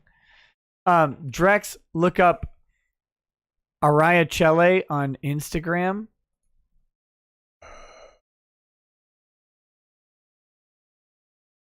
What is this? This is your type of girl. Uh-oh. I'll show you in a little bit. I mean, it's just I'll show you real quick. It's just hard to do. Here we go. Who is that? I don't know, some Instagram model. Oh. But she's got the hard body, right? Yeah, She's got yeah, abs yeah. and stuff like that. But here's the thing, Nick. She still looks like a woman, though. Yeah. Like, I think guys get that confused. Like I'm not saying a chick, in terms of like her physique, but like, yeah, she still looks feminine. Right. She doesn't have those shoulders. She doesn't have the Abby ears. look. All right, we got 3 left. Luck says the COVID cure about to start zombies in late 2020. Can't wait till the DLC drops. Also, first super chat. Hey, thanks, Luck. Welcome to the show. Nice. Mikael Johansson says, Ron voice 2 girls 1 cup. I'm the cup. 17 and all. Soulblade says, per Ishalson, all Drex needs is a wig and he turns into Gallagher. Oh, yeah. Wow. Week in a Sledgehammer. Right? All right, man. That's what we got. So There it is. thank you guys for That was hanging our most out tonight. efficient stream because of all this damn travel Yeah. and weekly fatigue. And These damn kids. I also got to be up, You've got literally 7 hours to go upstairs, sleep, and then wake up and like. but I have less because I have to build the miniature. So, goodness. all right, guys. Are you gonna pass out? You gonna go to sleep? I'm going straight to bed. Okay, guys. I will be on Twitch because I have to build this miniature anyway. Oh, you're doing that tonight? I got to build it tonight so I can paint it tomorrow. Oh, that sucks. Because I got to build it and I got to spray. I got to do the spray primer. So if you guys want to hang out with me a little bit, I will still be on Twitch for a watch party tonight. I'm not sure what we're gonna watch. We'll figure it out while we're over there. It'll be Smooth. something I don't have to watch too intently because I do have to. I do have to do the. I have to pay a little bit of attention to the miniature. But anyway, so come on over there in a few minutes. We'll be there. I'm going to play the outro. There it is. And thanks, guys, for hanging out. We'll Hey, have see a good one, you. everybody. Yeah, we'll see you tomorrow for the painting stream if you can make it with Az. Otherwise, we'll have a show, me and Drex, tomorrow night. Boom. All right, guys. Talk to you soon. Have a good night. Peace. Peace.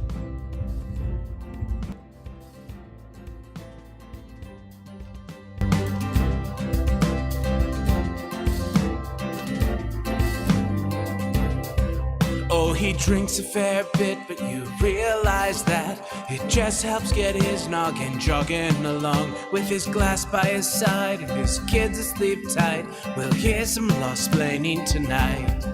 With his microphone muted, we'll laugh at this boomer until he explains it's all part of the plan. Watch his face become redder as he becomes meta, raging at idiots from Twitterland. From the white shores of Maine to the hills of Glenlivet, there's no one who explains the law better than Nick. So pour out a glass for the ones who have passed to make the law what we have now. Oh, his lady is fair, and she handles herself with the grace of one who has borne many children. As the wife of a lawman, she makes sure that he has the time and the place to provide for them there. So pour out an art bag, a bow, more of love rug. The spirits flow as the ones who get unemployed. So pour out a glass for the tea post on Twitter as we hear lost-plaining tonight. From the white shores of Nam to the hills of Glenlivet, there's no one who explains the law better than Nick. So pour out a glass for the ones who have passed to make the law what we are now. Oh, the guests are all plentiful, from Doug T to Drexel.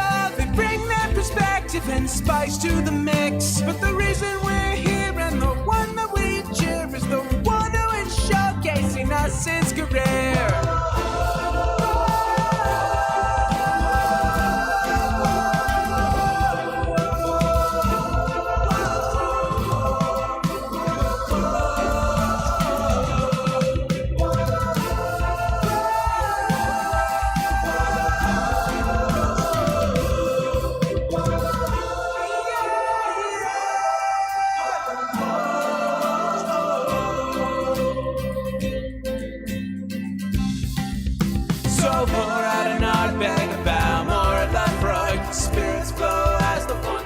Get unemployed. So pour out a glass for the tea post on Twitter as we hear lost-plaining tonight. From the white shores of Nam to the hills of Glenlivet, there's no one who explains the law better than Nick. So pour out a glass for the ones who have passed to make the law